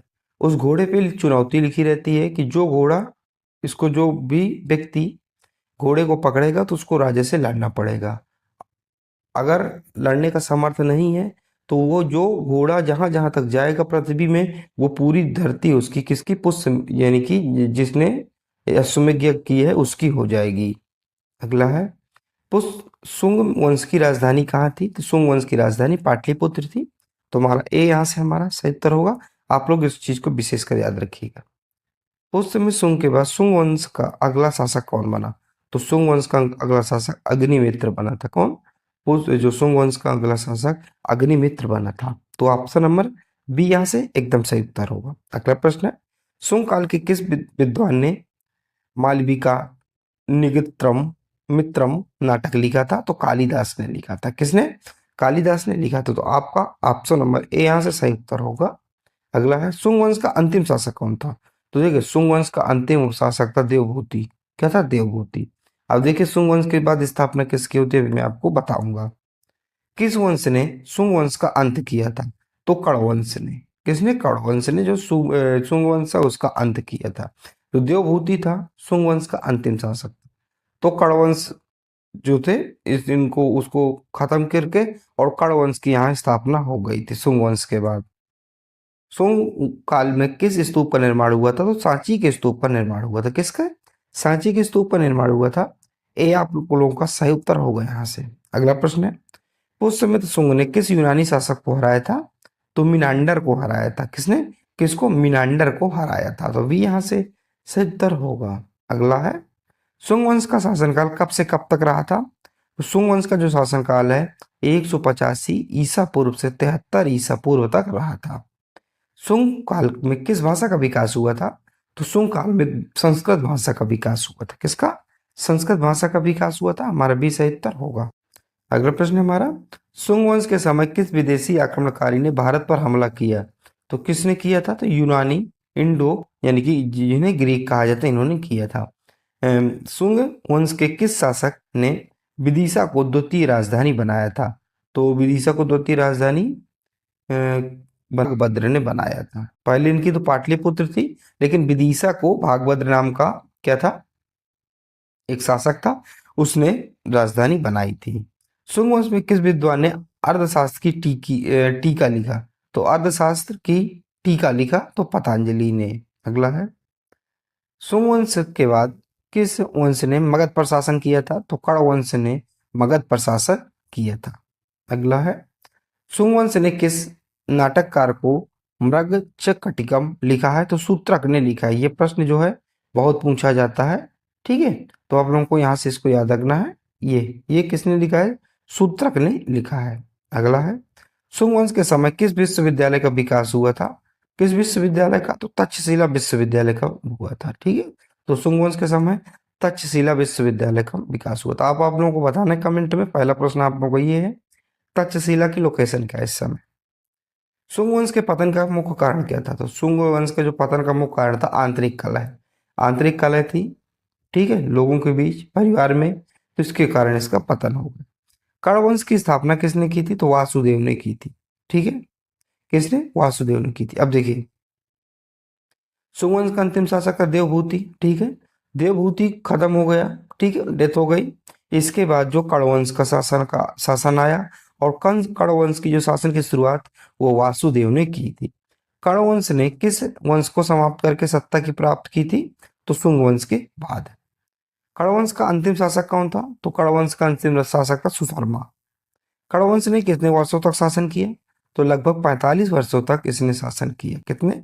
45 ईयर्स, 45 वर्षों तक शासन किया। कण्व वंश की राजधानी कहाँ थी? तो कण्व वंश की राजधानी की बात करें तो कण्व वंश की राजधानी पाटलिपुत्र थी। आप लोग को याद रखना है। कण्व वंश का संस्थापक वासुदेव किसके दरबारी मंत्री था?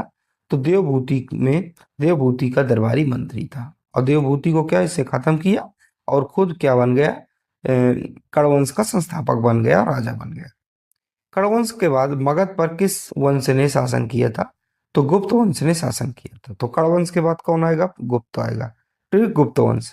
ठीक है, आप लोग कहते हैं। देखिए क्या हुआ, जो चंद्रगुप्त मौर्य का अंतिम चंद्रगुप्त मौर्य वाला जो यानी कि मौर्य काल था, उसका अंतिम शासक था बृहदस्त। ठीक है, बृहदस्त का दरबारी शुंग हुआ करता था, पुष्यमित्र शुंग हुआ करता था।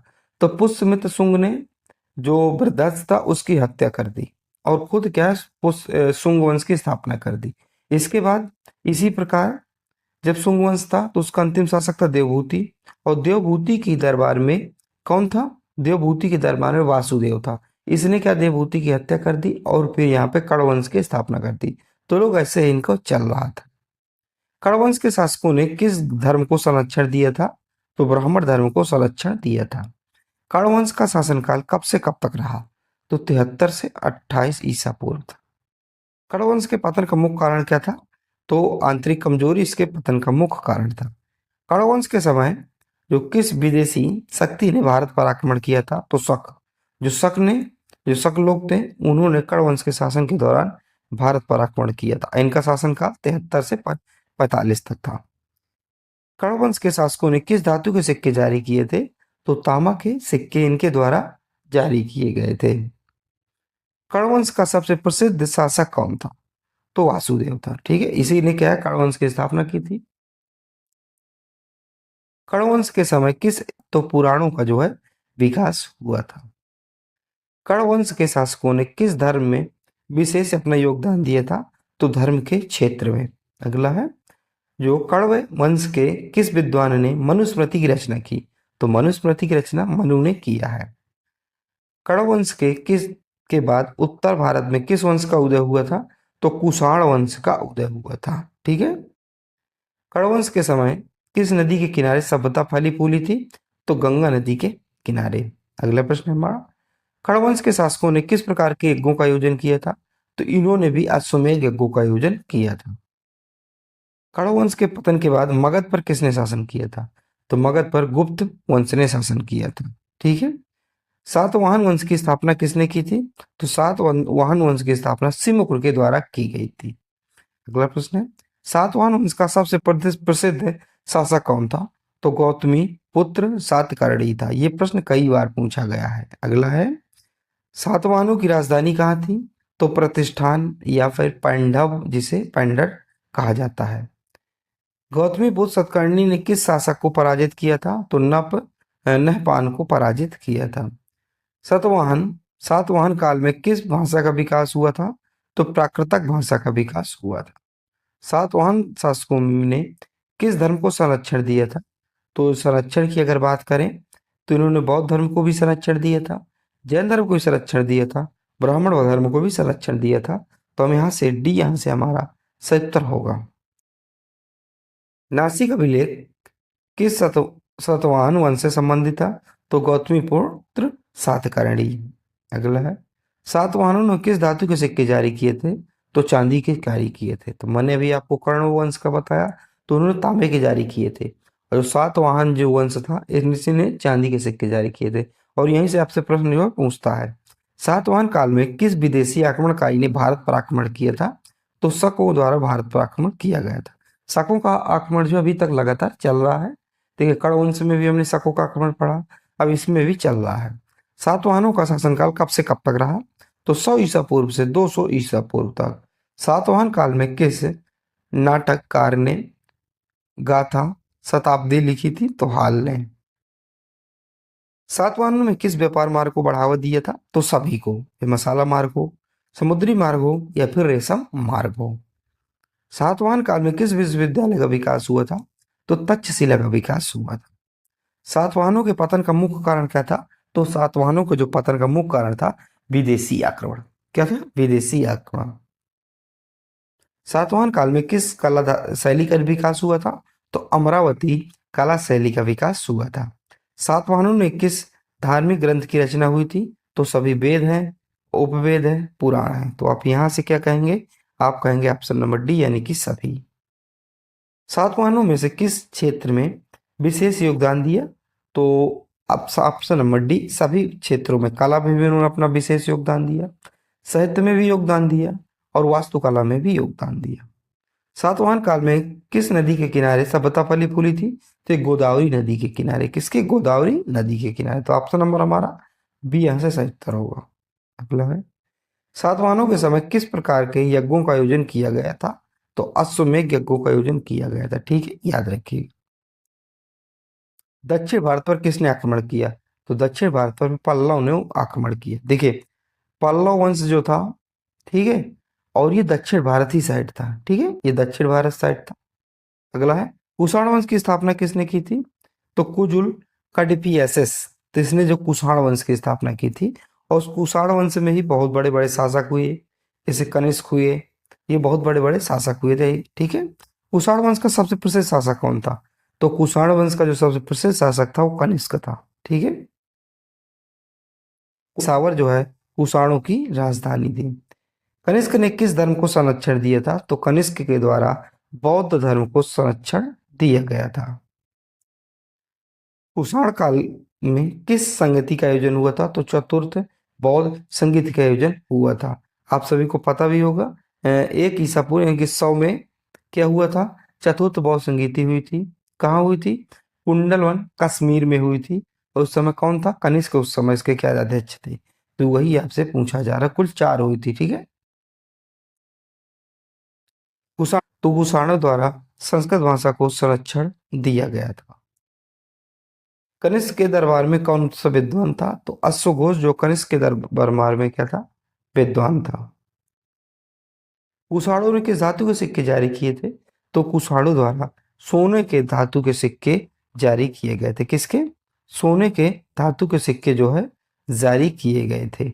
ठीक है, तो आपको सिक्के जरूर याद रखना है। देखिए, पहले मैंने तांबे को बताया, फिर इसके बाद चांदी के बताया, अब ये सोने के बता रहा हूँ। ठीक है, कुषाण काल में किस कला शैली का विकास हुआ था? तो गंधार कला शैली का विकास हुआ था। अगला प्रश्न है, कुषाणों का शासनकाल कब से कब तक रहा?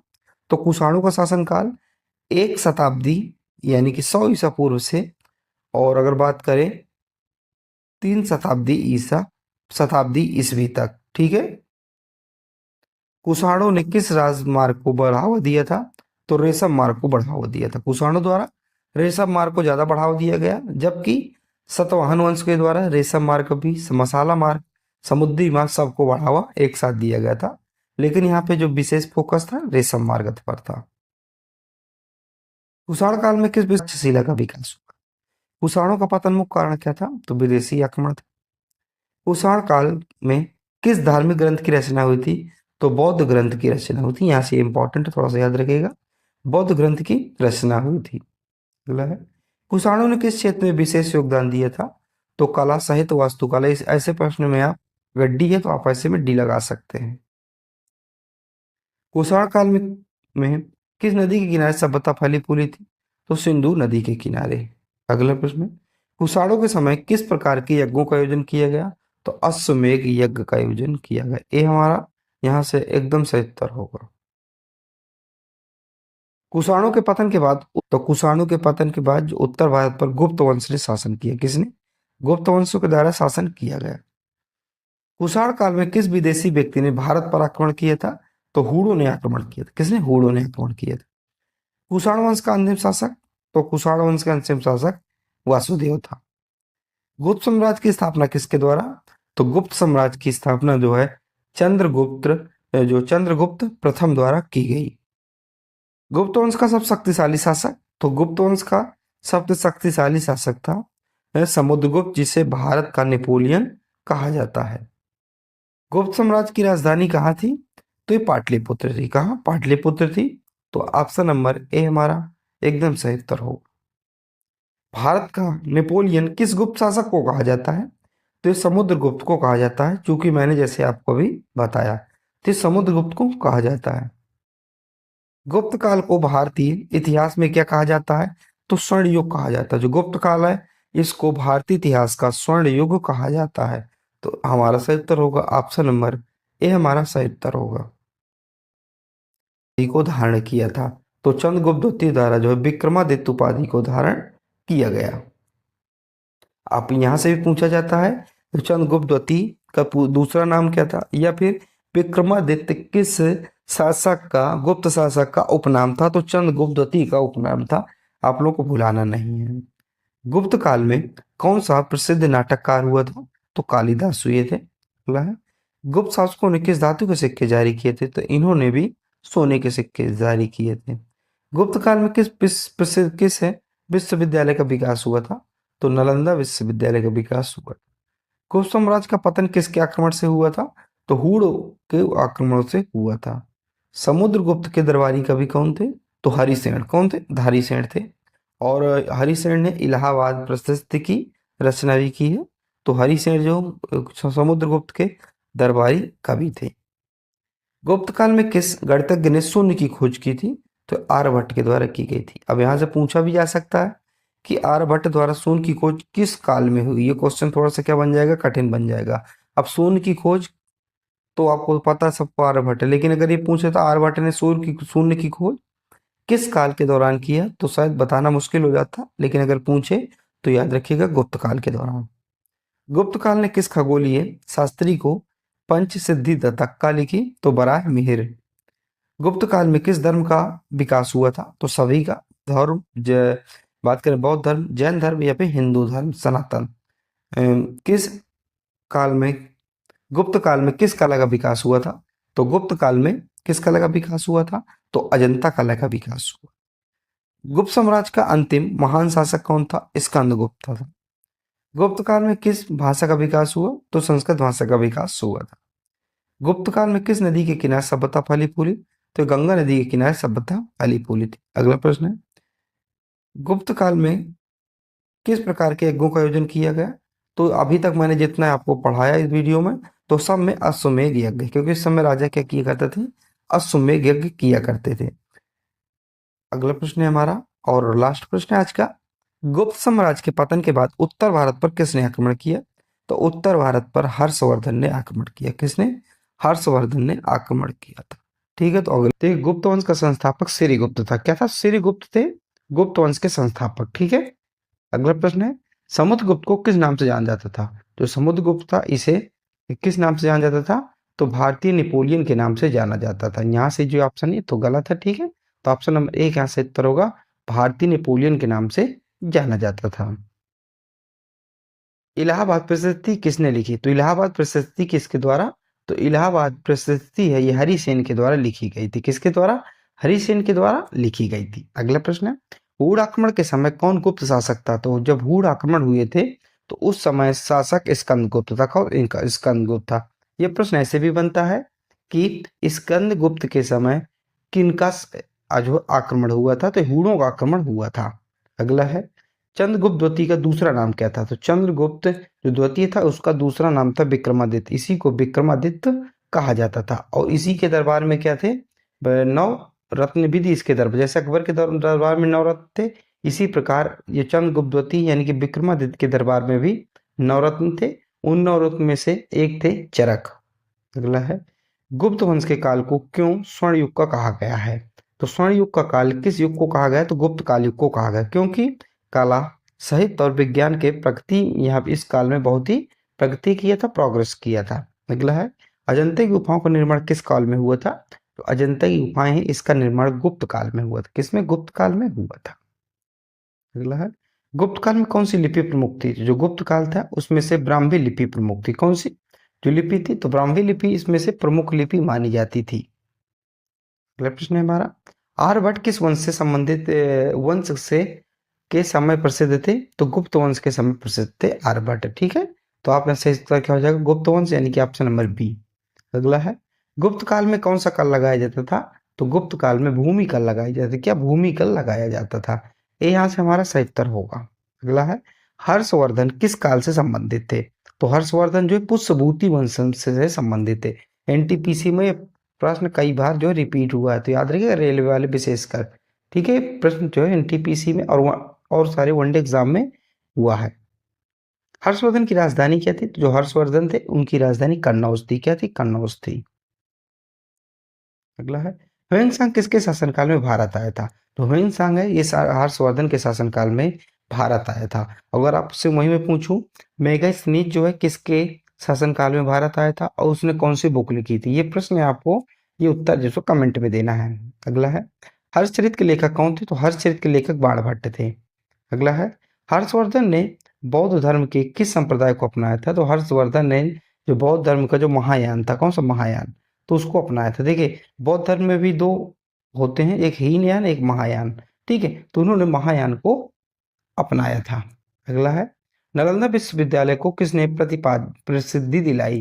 तो नालंदा विश्वविद्यालय को हर्षवर्धन ने क्या दिलाई थी? प्रसिद्धि दिलाई थी। पुष्यभूति वंश की स्थापना किसने की थी? तो जो पुष्यभूति वंश है इसकी स्थापना जो पुष्यभूति ने किया था। गुप्त काल के किस धातु के सिक्के प्रमुख थे? तो गुप्त काल में सोने के सिक्के, किसमें? सोने के सिक्के ये प्रमुख माने जाते थे, यानी कि गोल्ड। ठीक है, तो आपको यहाँ से याद रखना है, सिक्कों से प्रश्न बनता है। हर्षवर्धन ने किस प्रमुख सभा का आयोजन किया था? तो हर्षवर्धन द्वारा प्रयाग जो सभा था इसका आयोजन किया गया था। किसका? प्रयाग सभा का आयोजन किया गया था। गुप्त वंश की समाप्ति किसके आक्रमण से हुई? गुप्त वंश की जो समाप्ति है हुड़ों का आक्रमण। मैंने आपको बताया स्कंदगुप्त जब राजा थे तो उस समय हुड़ों का आक्रमण हुआ था। ठीक है, उसी समय यानी कि अगर कहें तो जो गुप्त वंश की समाप्ति का पतन का मुख्य कारण था वो हुड़ों का आक्रमण था। तो वी यहाँ से सही उत्तर होगा। अगला, हर्षवर्धन किस मौर्य से संबंधित था? तो जो हर्षवर्धन था ये वर्धन मौर्य से संबंधित है। किससे? वर्धन। तो ऑप्शन नंबर बी हमारा एकदम सही उत्तर हो। अगला प्रश्न है हमारा, हर्षवर्धन की राजधानी क्या थी? तो हर्षवर्धन की राजधानी कन्नौज थी, जो कि मैंने अभी आपको बताया। अगला, ह्वेनसांग भारत में किसके शासनकाल में भारत आया था? जो ह्वेनसांग था ये हर्षवर्धन के शासनकाल में भारत आया था। किसके शासनकाल में? हर्षवर्धन के शासनकाल में भारत आया था। हर्षवर्धन के जीवन पर आधारित ग्रंथ हरिश्चरित्र किसने लिखा है? जो हरिश्चरित्र जो है बाणभट्ट के द्वारा लिखी गई पुस्तक है। हर्षवर्धन ने प्रयाग में कितने वर्षों में एक बार सभा का आयोजन किया था? कितने वर्षों में? तो प्रत्येक 12 वर्ष में एक बार उसने सभा का आयोजन किया था। अगला प्रश्न है, हर्षवर्धन की मृत्यु के बाद उसके साम्राज्य का क्या हुआ था? तो धीरे धीरे विघटित हो गया, यानी कि धीरे धीरे क्या हो गया? विघटित हो गया, यानी कि समाप्त हो गया। तो सी यहाँ से सही उत्तर होगा। अगला है, राजा भोज किस वंश से संबंधित थे? तो राजा भोज को बहुत उदाहरण दिया जाता है, कहाँ राजा भोज, ठीक है, तो ये परमार वंश से संबंधित है। किससे? परमार वंश से संबंधित थे। अगला प्रश्न है, प्रथम राष्ट्रकूट शासक कौन था? तो दांती दुर्ग थे। ये बहुत इंपॉर्टेंट क्वेश्चन है, याद रखिएगा। तो दांती दुर्ग जो प्रथम राष्ट्रकूट शासक थे। अगला है, एलिफेंटा गुफाएं किस वंश में बनी थी? जो एलिफेंटा गुफाएं राष्ट्रकूट वंश से ही बनी थी। तो ऑप्शन नंबर सी यहाँ से सही उत्तर होगा। चालुक्य वंश की राजधानी क्या थी? तो चालुक्य वंश की राजधानी वतापी थी। ये यहाँ से हमारा सही उत्तर होगा। क्या थी? वतापी थी चालुक्य वंश की राजधानी, ठीक है। अगला प्रश्न है, चालुक्य वंश का महान शासक कौन था? तो पुलिकेशन सेकंड। कौन था? पुलिकेशन सेकंड जो था, जो चालुक्य वंश का एक महान शासक हुआ था। पुलिकेशन द्वितीय ने किस प्रमुख राजा को हराया था? तो इसने हर्षवर्धन को हराया था, इसलिए इसको और महान माना जाता है और पराक्रमी भी था। पल्लव वंश की राजधानी क्या थी? पल्लव वंश था, इसकी राजधानी कांचीपुरम थी। तो ऑप्शन नंबर ए यहाँ से हमारा सही उत्तर होगा, कांचीपुरम। अगला है, महाबलीपुरम में प्रसिद्ध रथ मंदिर किसने बनवाया था? तो महाबलीपुरम में प्रसिद्ध जो रथ मंदिर है, ये नरसिंह वर्मन फर्स्ट ने, यानी कि प्रथम ने बनवाया था। प्रत्याहार वंश की स्थापना किसने की थी? तो प्रत्याहार वंश है, इसकी स्थापना नागभट्ट प्रथम द्वारा की गई थी। संस्थापक कौन था? जो पाल वंश था, इसका संस्थापक गोपाल को माना जाता है। तो बी हमारा यहाँ से सही उत्तर होगा। अगला है, नालंदा विश्वविद्यालय को किस पाल शासक ने संरक्षण दिया था? जो नालंदा विश्वविद्यालय, इसको धर्मपाल, किसने? धर्मपाल के द्वारा जो है संरक्षण प्रदान किया गया था। राष्ट्रकूट वंश के सबसे प्रसिद्ध शासक कौन थे? जो राष्ट्रकूट वंश के सबसे प्रसिद्ध शासक थे वो अमोघ वर्ष माना जाता है। किनको? अमोघ वर्ष को माना जाता है। सी यहाँ से सही उत्तर होगा। एलोरा की कैलाश मंदिर का निर्माण किसने करवाया था? तो एलोरा का कैलाश मंदिर है, इसका निर्माण जो कृष्णदेव, यानी कि माफ कीजिए, कृष्ण जो प्रथम थे, इन्होंने करवाया था। ठीक है। अगला प्रश्न है, गुरु शंकराचार्य ने किस धर्म का प्रचार प्रसार किया था?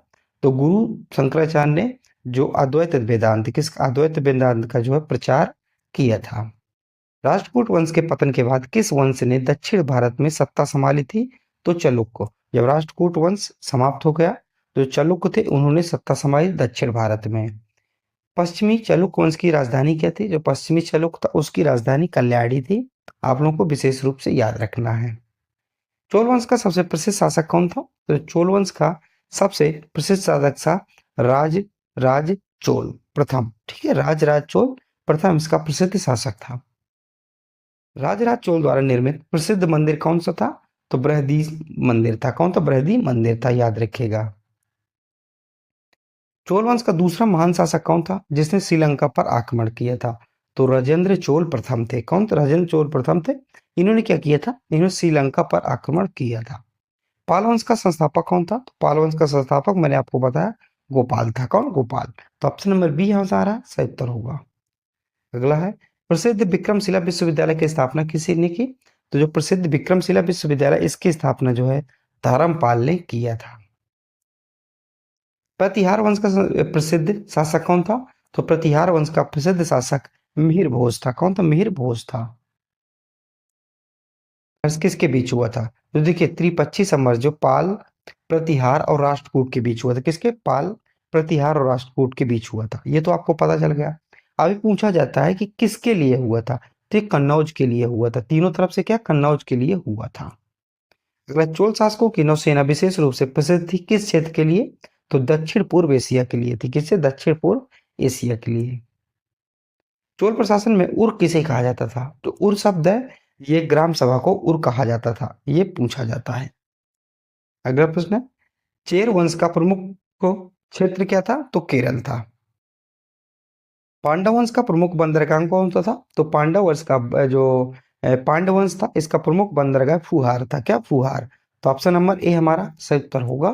अगला प्रश्न है, परमार वंश की राजधानी क्या थी? जो परमार वंश है इसकी राजधानी धार थी। क्या थी? धार थी। ऑप्शन नंबर बी यहाँ से सही उत्तर होगा। अगला है, राजा भोज किस वंश से थे? तो जो राजा भोज है ये परमार वंश से थे। किससे? परमार वंश से थे। तो ऑप्शन नंबर बी यहाँ सही उत्तर हो जाएगा। अगला है, चालुक्यों और चोल वंशों के बीच लंबे समय तक संघर्ष किसके लिए हुआ था?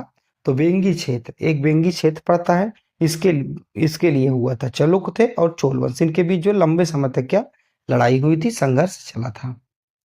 सेन वंश की स्थापना किसने की थी? तो सेन वंश की स्थापना विजय सेन द्वारा की गई थी। ये याद रखिएगा, ये प्राचीन भारत के इतिहास से संबंधित महत्वपूर्ण प्रश्न है। लक्ष्मण सेन ने किसको हराया था? तो बख्तियार खिलजी। तो बख्तियार खिलजी को जो लक्ष्मण सेन ने हरा दिया था। चोल काल की प्रमुख प्रशासनिक विशेषता क्या थी? तो ग्राम स्वायत्तता। क्या थी? ग्राम स्वायत्तता थी। तो ऑप्शन नंबर बी यहाँ से सही उत्तर होगा। अगला है, राजतरंगिणी किसने लिखी थी और किस राज्य के आधारित पर था? तो राजतरंगिणी सबसे पहले कल्हड़ ने लिखी थी और किस पर आधारित है? तो राजतरंगिणी जो कश्मीर के इतिहास पर आधारित है। तो ऑप्शन नंबर ए यहाँ से सही उत्तर होगा। चोल वंश के पतन के बाद तमिलनाडु में कौन सा वंश शक्तिशाली हुआ?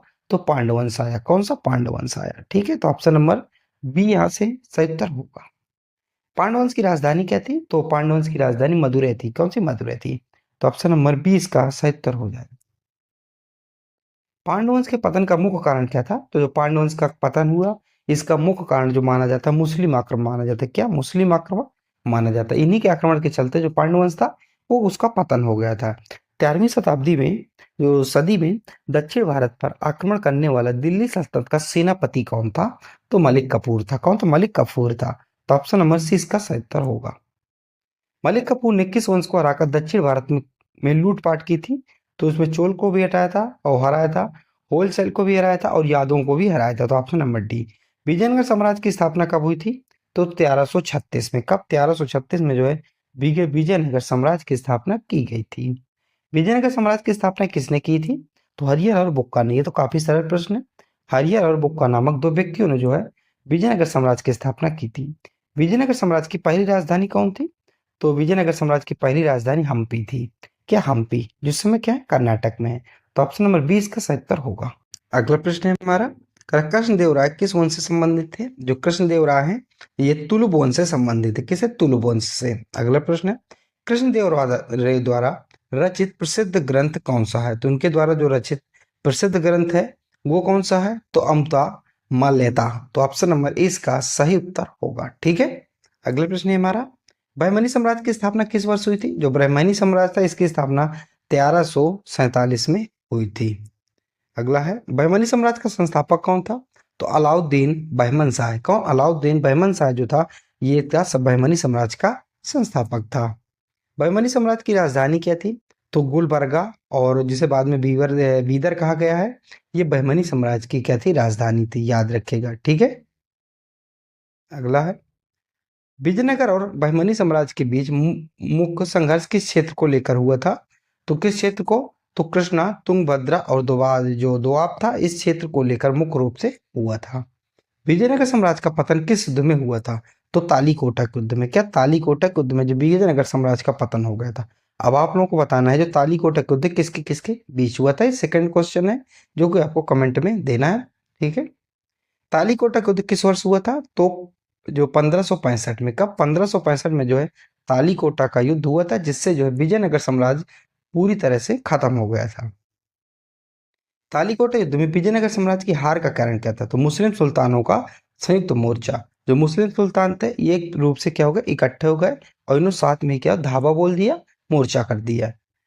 ककतीय वंश की राजधानी कौन सी थी? तो वारंगल थी। क्या? तो वारंगल थी ककतीय राजवंश की राजधानी। अगला प्रश्न है, कतकी वंश का प्रसिद्ध शासक कौन था? तो कतकी वंश का प्रसिद्ध शासक मान सकते हैं आप रुद्र प्रताप रुद्र को भी, रुद्रदेव को भी तथा गणपति देव को भी मान सकते हैं। तो ऑप्शन नंबर डी यहाँ से सही उत्तर होगा। अगला प्रश्न है, चोल वंश के बाद दक्षिण भारत की प्रशासनिक प्रणाली पर किसका सबसे अधिक प्रभाव पड़ा था? तो विजयनगर वंश का पड़ा था। किसका? विजयनगर वंश का पड़ा था। बहमनी साम्राज्य के पतन के बाद कितनी डेक्कन सल्तनतें बनी थी?